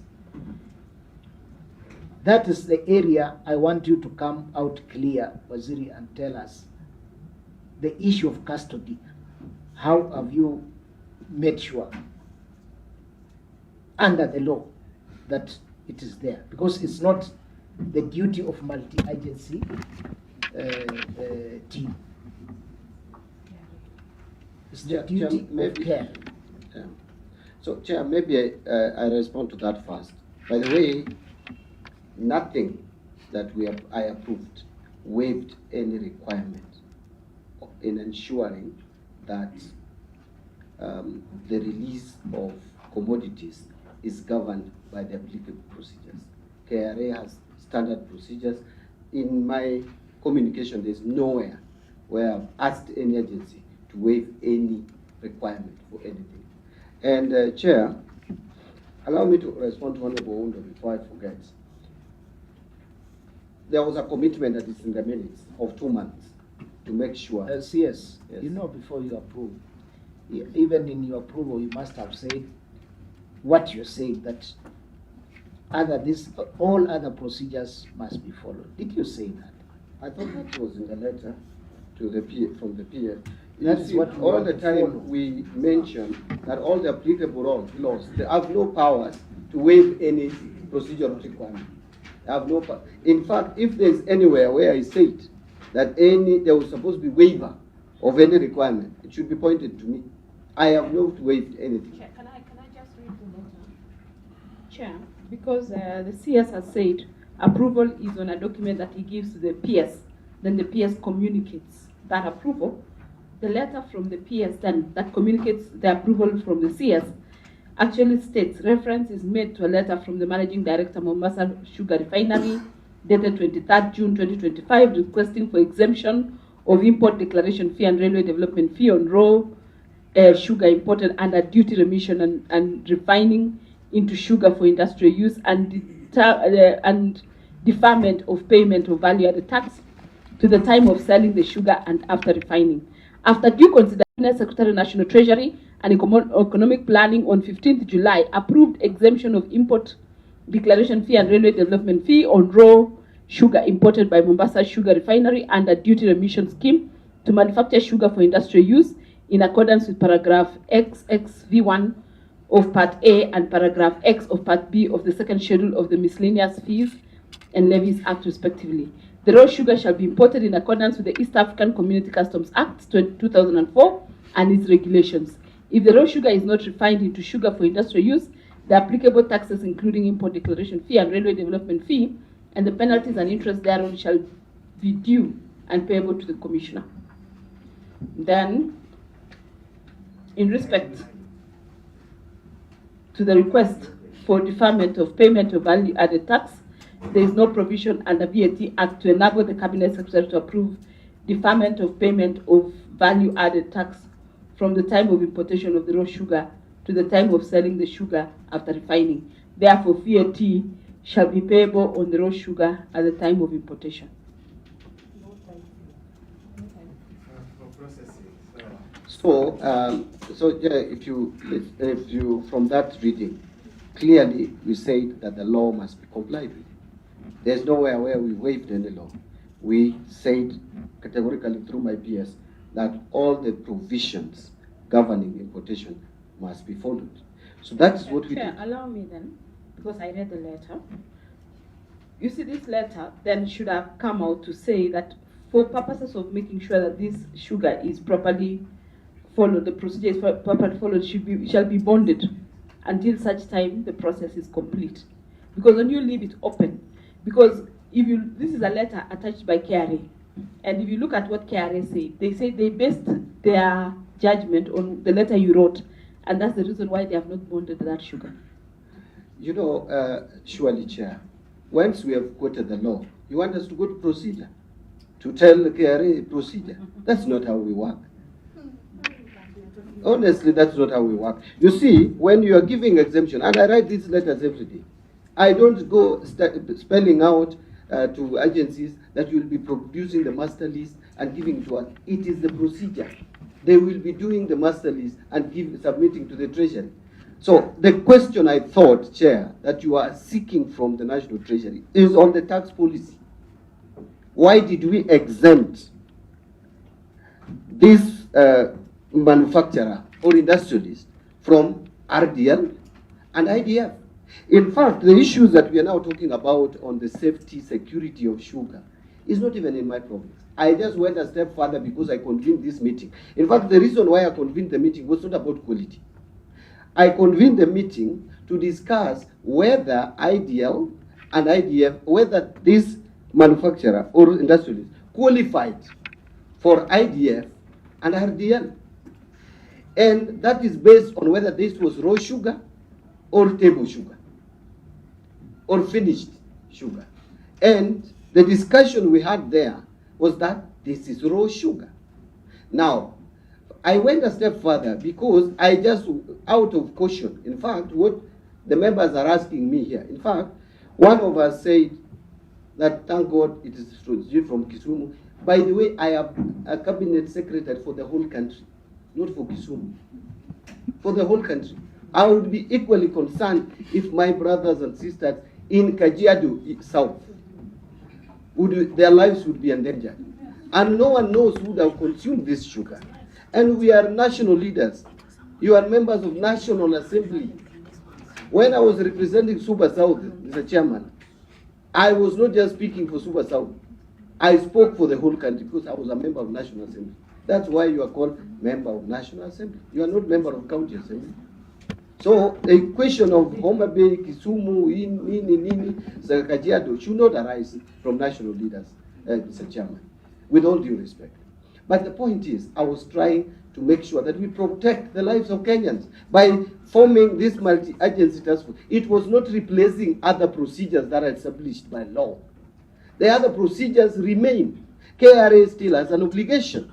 They are the tax collectors, and to ensure that that whatever decision is taken does not compromise tax collection. So and let us not be emotional about this matter. This is a serious matter, and I have come here to address it because I know it is a national issue. I have not come here, Chairman, just to downplay the significance of this committee, and that is why I'm saying there is something that we noticed in my discussion, because one of us, and thank you, Honorable Gishu, MP for Gishu, you had a very, actually not the, was it MP for Gishu? Yes, it was the MP for Gishu has left. Yeah, just proceed, because out of the engagement I had, the committee, were there gaps that I saw? Yes, there was. One of the gaps was that this is KEBS, a national institution, a national agency, has a different position from KRA, from Sugar Board, Kenya Sugar Board. I said we must standardize our systems.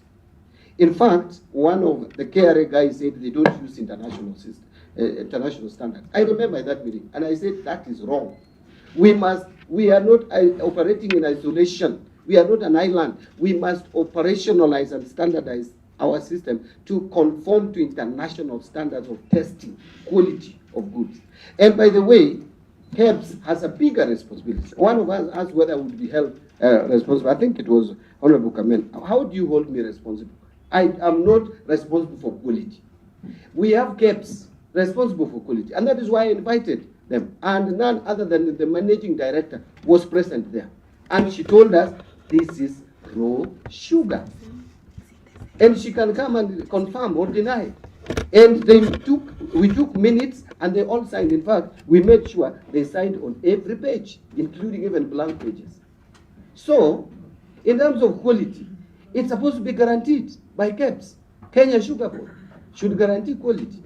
Kenya Revenue Authority's responsibility is not even quality. Kenya Revenue Authority responsibility to ensure on tax collection, period. Now,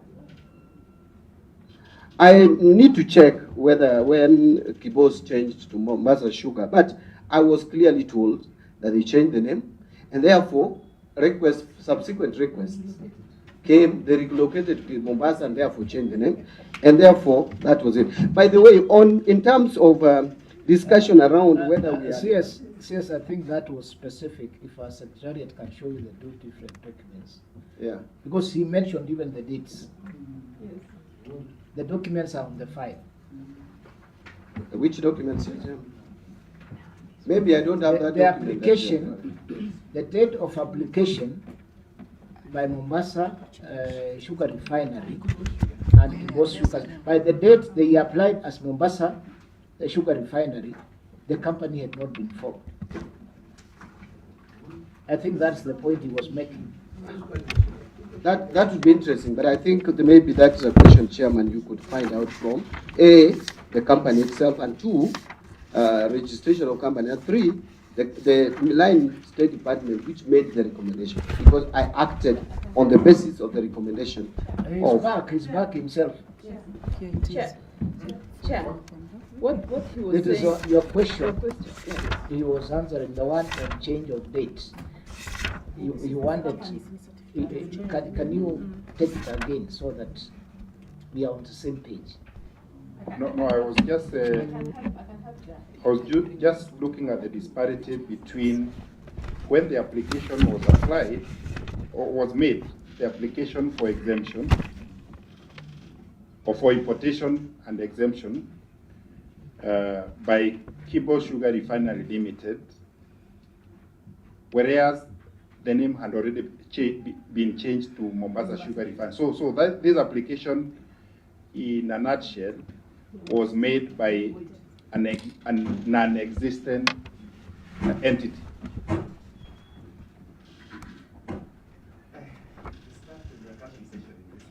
And further, the recommendation by, although the CSA is not bound by any recommendation by any other department, although that recommendation by the State Department for Agriculture also indicated they had no objection to Kibos Sugar and Allied Company Limited being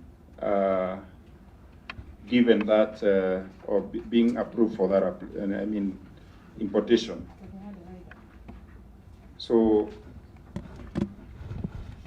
that was the issue that I was raising. Initial question. Okay. Waziri, proceed and interrupt you. So proceed.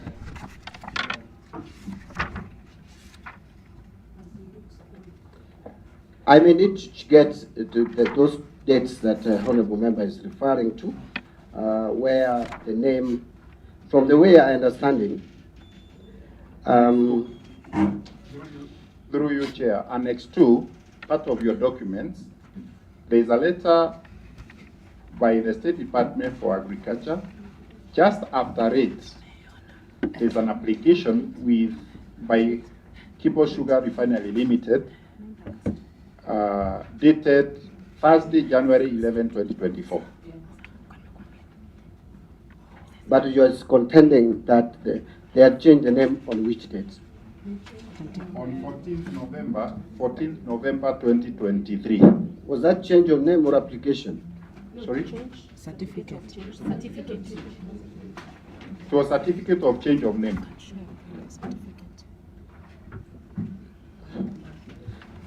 Or what document? Although I don't have that certificate, I don't have it. What document do you have under paragraph 7 where you have indicated following the relocation of the refinery from Kisumu to Mombasa,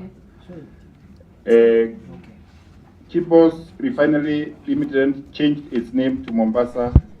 Oh, okay.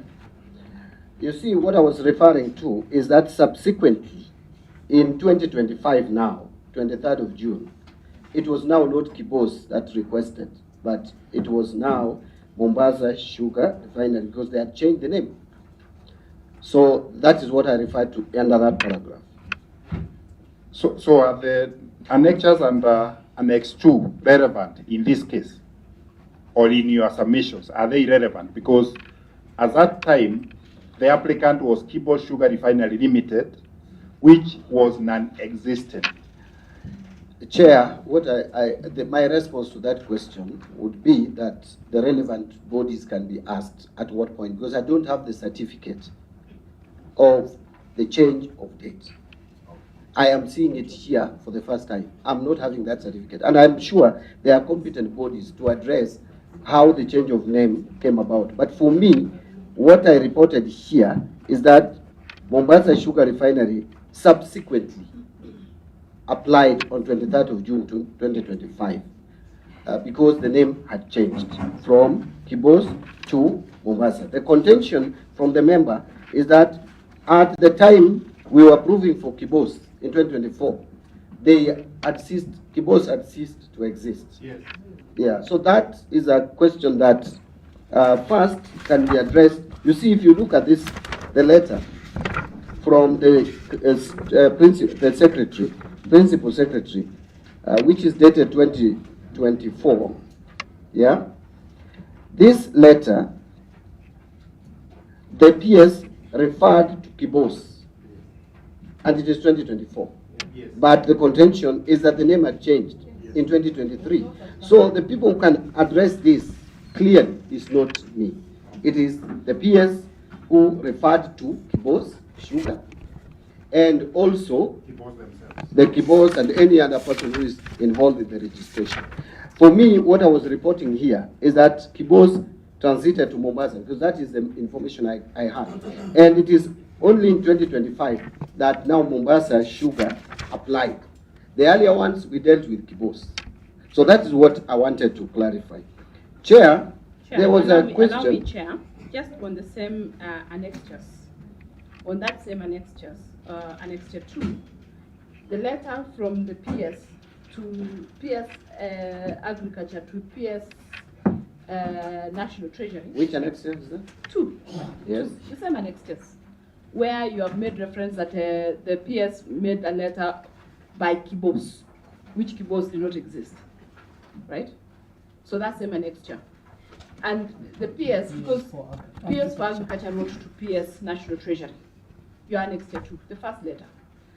And in that letter, because you said you based this letter on public interest, the PS in requesting for approval said that such importation will be in full compliance to the sugar import, export, and byproduct regulations. And we know the regulations do not exist, up to today don't exist. So if the regulations do not exist, what public interest were we using for what did not exist? Because he's making reference. So in short, he is actually trying to run away and give you the baby with the bathwater to hold. I really don't see what that would be problematic about. No, I don't see. Because there is nowhere, in my view, which says that public interest can only be determined through regulation. No.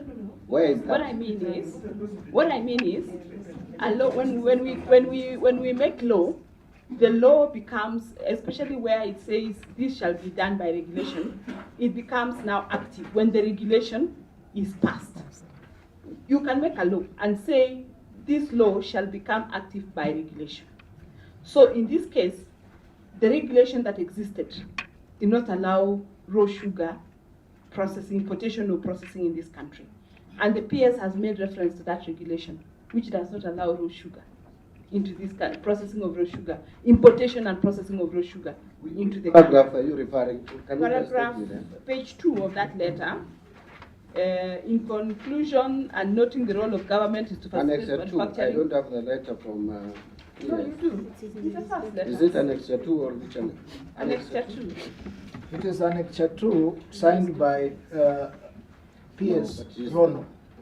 PS Rono. That's Rono, not Yes. Kipto. To you. Yes. Yeah, So to Rono. where is that? So that now, number 1, I'm in page 2 now, Yes. where it says KSRL be allowed to import duty-free. Number 2, that such importation, be in full compliance to the sugar import, export, and byproduct regulations 2020. Yeah, but this is a letter from Rono. It Yes, doesn't have but to he be- knows the PS. It's not from IPS. No. I thought you were talking of a letter from IPS. What I'm trying to I am say. not answerable to every fact that is written by PS Agriculture. Allow me, Chair, to prosecute my point, then the CS can respond, because I don't think we are in an exchange scenario. So my point is that the PS is writing to National Treasury and saying, give authority to waive import duty on this item for as long as it is going to comply with the sugar import, export, and byproduct regulations 2020, which regulation the PS for Agriculture is fully aware that raw sugar is not already in that regulation because the regulation had not been done. So that's why I'm saying that the CS, because the CS said that he relied on this letter and the letter from State Department for Industry, which letter for industry was talk about duty revisions committee to talk about public interest, that he relied on letters that he needed to have looked at what that regulation said for him to be able to do public interest. Chair, letters come from State Departments and they mention everything. Sometimes they even put wrong laws. But we respond based on the law. The letter from the National Treasury has not mentioned that regulation. If we find what you have mentioned in the letter does not make sense, we ignore it and we base on the law. So I thought you are referring to my PS referring to a regulation that does not exist, and that I would take responsibility on his behalf and on behalf of the minister. Yeah. But we responded, and if you look at the letter from PS National Treasury, What is the regulations? we quoted the laws that exist. CS, can we give you the regulations just a minute so that you look at it? We see you get the point where the members are asking. But I think, Chairman, maybe you are also not getting what I'm saying. Yes. Who has quoted regulation? Is the PS Agriculture. You can ask her which regulation is this that he was quoting. For us, we ignore. If there is no regulation, we ignore that. Chair, I have a lot of respect. I have a lot of respect to CS Mbadi. Yes. But in your statement, you have considered that part of the reason why you thought public participation, public interest sufficed was the recommendation by the Department of Agriculture and Ministry of Meat. Both parties. So if this is a letter that you relied upon to make a decision on public interest, I don't think this is the right time to disown it, because now you considered it as part of the, alongside other things, including your own thinking. That is one. Finally, Chair, because I don't want to take much time, I believe there was a good reason. There was a good reason to have the factory relocated from Kisumu to Mombasa, because it is in your document, because that appears to be part of the consideration. What was the rationale of considering this refinery from raw sugar to industrial sugar in Mombasa and not in Kisumu? I think you can shed some light on that, so that we can now start establishing whether there is a refinery in Kisumu or in Mombasa on this industrial sugar. CS, this question is from your paragraph number 12.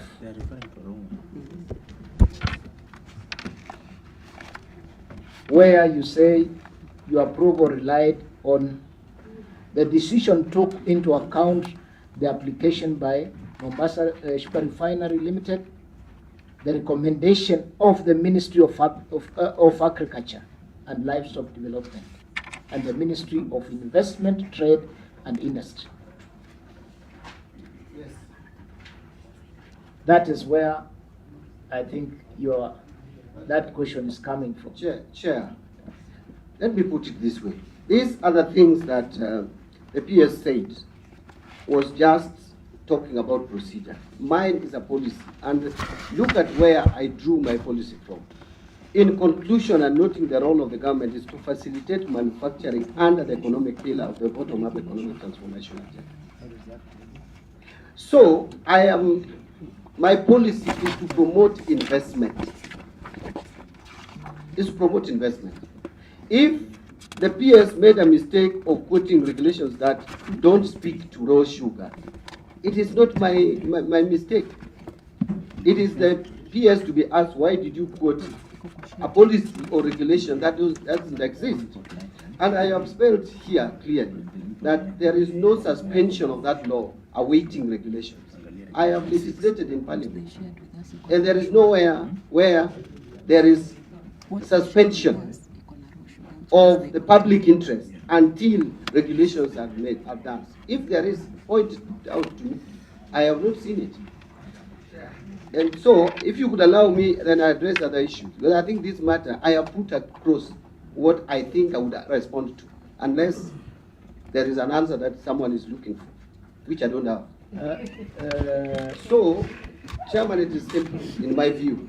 I was called here to talk about tax policy. The law allows me, even tomorrow, to give tax exemptions.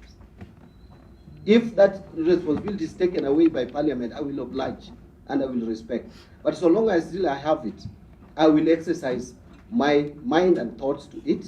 And on this matter, bearing in mind that this, first, the question we need to ask ourselves, do we need industrial sugar in this country? The answer is yes. Do we have enough? Do we produce enough? The answer is no. We import finished product of industrial sugar to use locally. And someone asked me, one of the honorable members asked, the local sugar. It is in this letter from Principal Secretary in charge of Agriculture and Livestock Development and State Department for Crop Development. He said currently local sugar is used for domestic purposes and rarely meets demand. So there is none for industrial use. Technical officers from the Agriculture and Food Authority, Sugar Directorate, have inspected the refinery and ascertained that the refinery was complete with all equipment. Therefore, we have a factory here established to process further raw sugar into finished products so that we don't import finished industrial sugar. And I'm asked to exempt RDL and IDF, and I'm being told that is not in public interest. I don't know then what is in public interest. Because if this factory is going to create jobs, if this factory is going to ensure that we don't import wholly finished products, that we will subject it to further processing, I believe that is public interest. And I don't have to wait for any regulation, unless the law is explicit that there must be regulation to govern this. And there is none. And probably this legislation was done when I was in Parliament. You know that. And I didn't see it fit to add that proviso. So why should I apply a proviso that doesn't exist? Chair, fine. I think the elephant in the house was the procedure used to determine public interest. And I think we have flogged the horse sufficiently, and I would agree with me. I personally am not convinced that the Cabinet Secretary applied due diligence in determining and arriving that is... Dr. Undo, that you know very well, we shall determine. Yeah, I want to put it on record. Yeah. Thank you. We shall determine. But Chair, can I just respond? Do you know this issue of public interest and public participation has not been resolved in this country? You need to legislate. You have not legislated. I was in Parliament, we never legislated. Public participation needs to be legislated. You cannot hold me here on a parameter that is not defined. Chair, it is not fair. I have been in Parliament for years, for donkey years, 17. Let's listen to the CS. Supreme Court cannot legislate. Then Supreme Court can only give direction on how to do it. Parliament is yet to legislate on public participation, and the bill is with the Attorney General. I even know the draft bill. Legislate first, then hold me to account on a threshold that is provided in law. Otherwise, it will be a fishing expedition.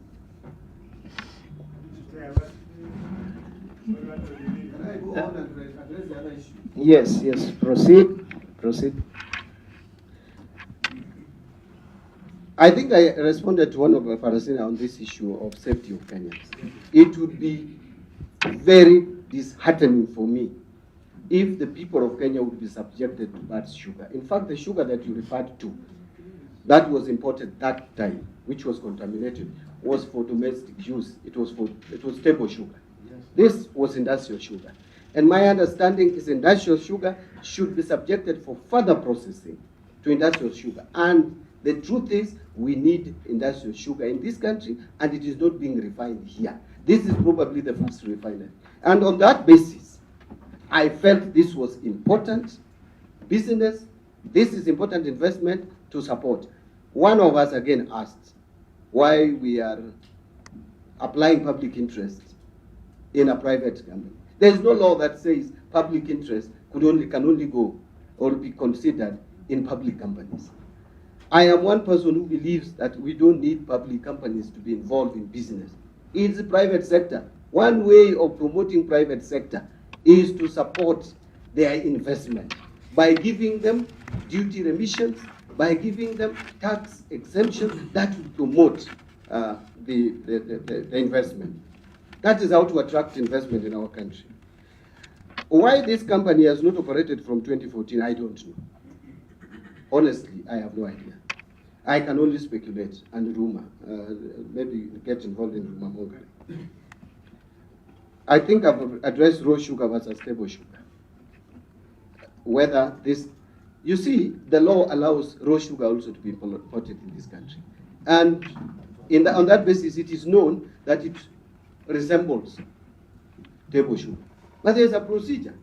And that procedure, I did not say in my letter approving exemption that anybody violates those procedures. So the procedures are still in place. Anyone who violates those procedures is committing a crime. I have not committed a crime. I have only applied, gave an exemption for RDL and IDF as the law provides. Where I did not have powers like VAT, I vacated it. I said, no, this one I cannot. This one I can. But in strict compliance with the law. And everybody must follow that law. I think, Honorable Kamene, it is not through the chair. It is not correct that everything is organized at the Treasury. How? How was everything organized at the Treasury? I get requests for approval of exemption. RDL, IDF. I got that request. I acted. The other organs and agencies kick in now to ensure that all the procedures are followed to the end. Where is it? Is there any letter where I instructed anybody, any agency, not to play their role? None. I only gave exemption. And I think the question, the dispute here, to me was small, where maybe a few of us felt that they differ with me, which is allowed. That did I apply my mind correctly in terms of public interest? That is the only question that I should address. And I say, as far as I'm concerned, Chairman, I address myself to public interest because there is no factory, refinery in this country, refining raw sugar into finished product. We are encouraging that we should not be a country that imports all finished products. Where we can import partially finished products and process them further is better than nil. And that is exactly what we are doing. If we could process the whole raw material from sugarcane to industrial sugar, the better. But if we don't have local production that would support that we have to import raw sugar. So long as we can import it unfinished and process it further, to me that is public interest. And I don't think anyone can convince me that that is not public interest. But I have no monopoly of ideas. Someone can have a different thought. I have my own thinking that this, to me, fulfilled the threshold and the requirement that this was public. Waziri, that point we have taken too much time on it. It's the most fundamental point. Yeah, we have taken too much time on it, and we are just repeating ourselves in the same manner. So I think you move on to another issue. Was the relocation necessary from Now, the relocation aspect, was it a consideration? The relocation of the factory from Kisumu to Mombasa, what would have been the rationale to have it in Mombasa, not in Kisumu, as you indicated there was meant to be a relocation? Mr. Chairman, I can only speculate. Maybe they were moving closer to the port of entry. I can only speculate. But since Mombasa is in Kenya, as Kisumu is in Kenya, I had no problem. If they moved to Tanga. Waziri, the way you are answering us is not fair. Because we are moving a company from Kisumu, taking it to the port, inside the port. That means there is a reason for it, which you must be aware. Maybe you are securing your taxes, you don't need to go through multi-agency things and so on. To simply say that, it's a bit... You know, Chairman, honestly, it was not us who moved this factory. It was the business person, the industrialist, who moved it to Mombasa. And that's why I say I can only speculate that probably because they wanted to be closer so that they don't incur transport expenses to go and process the same product in Kisumu. So, Chair, that is my thinking. But I am not speaking with authority on this. Through you, Chair, the way it is put is that the company indicated to you or informed you that they moved from Kisumu to Mombasa. They relocated. Is that the information that you have? Whether they did or not, because you are saying following the relocation of the refinery from Kisumu to Mombasa. Where is the source of that aspect that you said following? Is it the information that you have, they gave you, or how did you, you know, it's your report, number 7, following the relocation.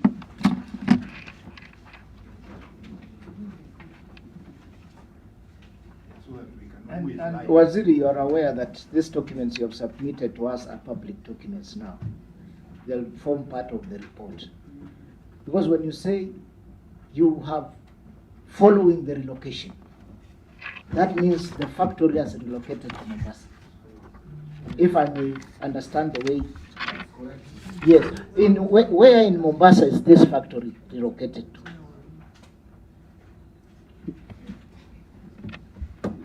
No, Chairman. First of all,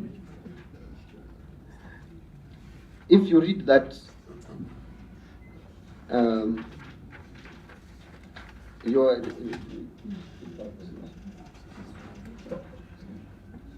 because it's upon relocation and change of name that they applied for exemption of import declaration fee and value development levy.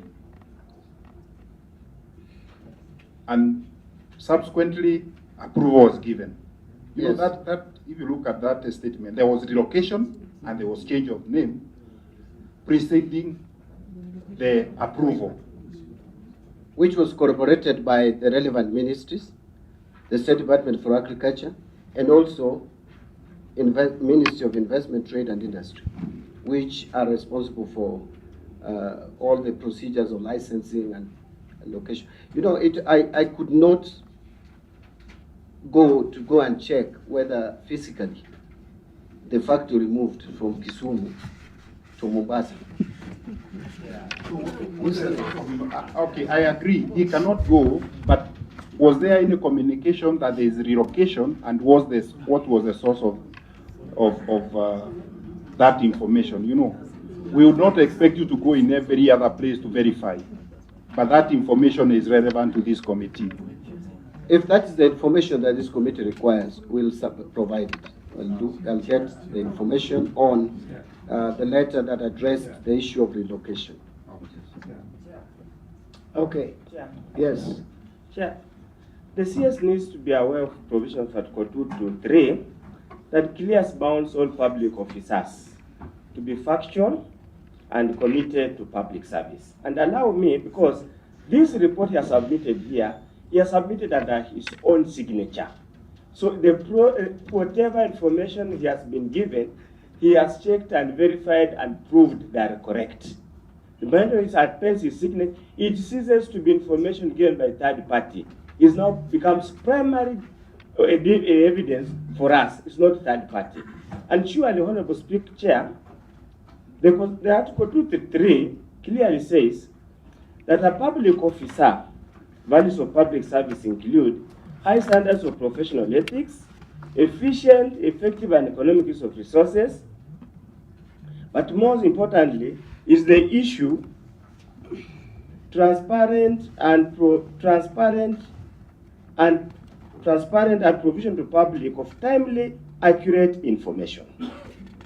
By the time he agreed to come in and present here, we take these details, this report being timely and accurate information. If the information provided here turns out to be wrong, or is wrong information, then he has breached the provision of the Constitution.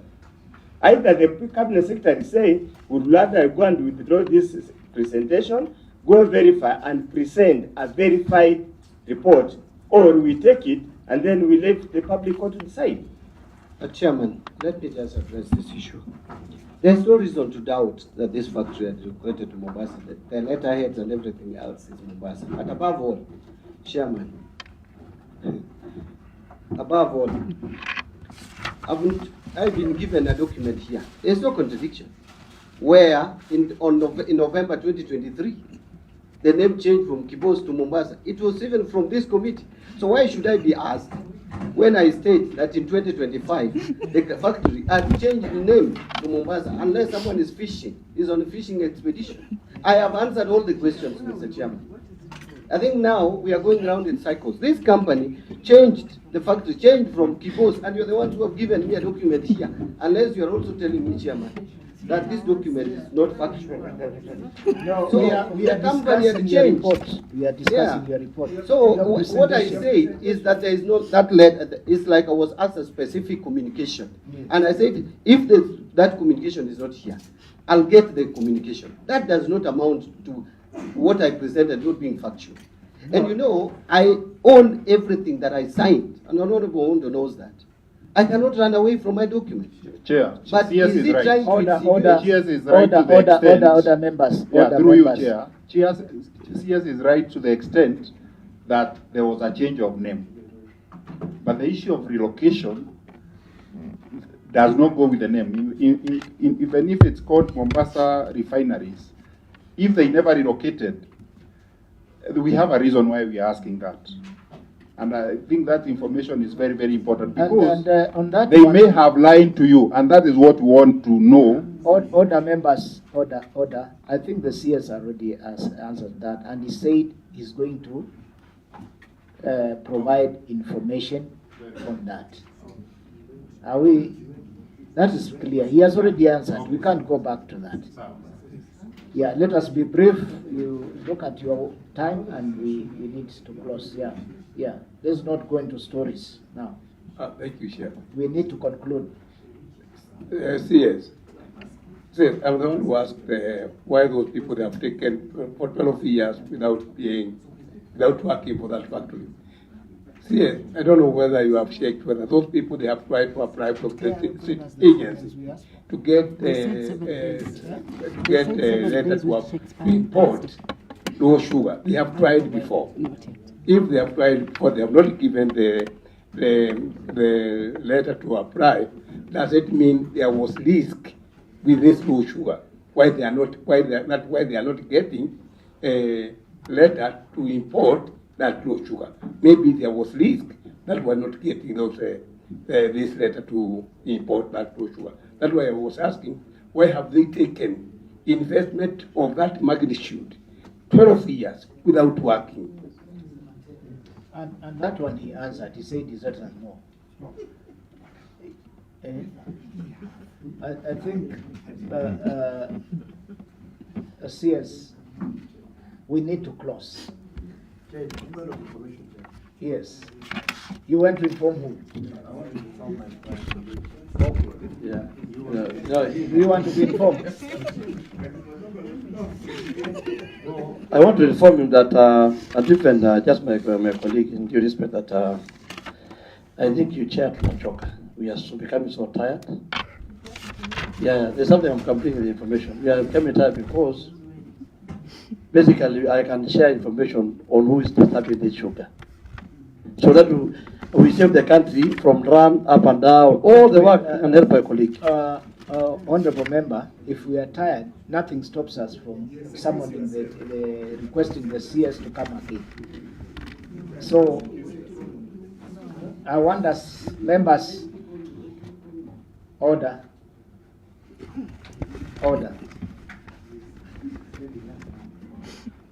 Order, Waziri, you know, you have an advantage because you know, Chair, you've been to both sides. Needs to be substantiated because I come here and I have an integrity to protect. I cannot protect. That's why I'm attempts. protecting you. That is why I ruled out. So if you knew who has imported the sugar, there was no need of calling me. You would have just provided that information. CS, you are responding to matters which have not come to you. I already protected you, and I said, I ruled on that. You know, you have an advantage because you have been on both sides. We have not been on the other side. Yeah, so, CS, I think with that information where we reach today, of course you've seen there are still more concerns. We have questions which are, we have issues which are unresolved with KRA. They were before us. They have given us contradicting reports. They are supposed to have responded to our specific questions by yesterday. 7 days have expired. And we are just talking about KRA because they are under your ministry. They are under your ministry. So there's quite a lot hanging. So far, we've done very well. we are happy. You have given us a lot of information, and several things have been learned. You have also engaged us properly. We feel if there is more information, because the public need to know and be educated on certain issues, and where they feel there is shortfall, we stand accountable on it. Otherwise, thank you. This is the first time you appeared before this committee. You are welcome any other time, either by our invitation or even on your side. You know, you can always,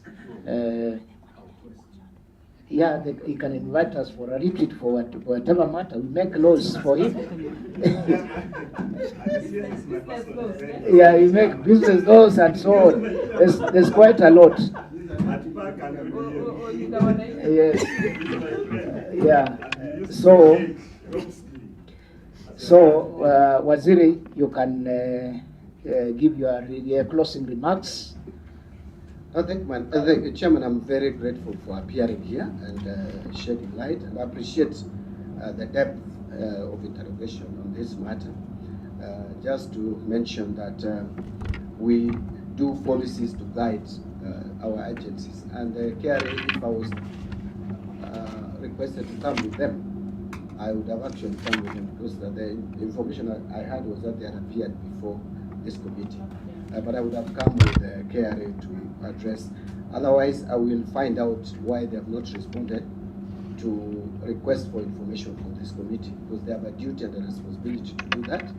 I want to just thank you once again, and maybe not really for record. It is true, Honorable Wood has been my friend. But since I left him in Bunge, I'm a Rebecca, so I don't know what to do. I may need to come back to Bunge to still shape him. But anyway, with that Waziri, you know that is on Hansard. I hope Hansard has been stopped. We withdraw that from the Hansard, then you can talk that off the record. It was to the loud touch. I withdraw it completely, Chairman. It's captured by Hansard, and maybe to switch off the mic and say that I'm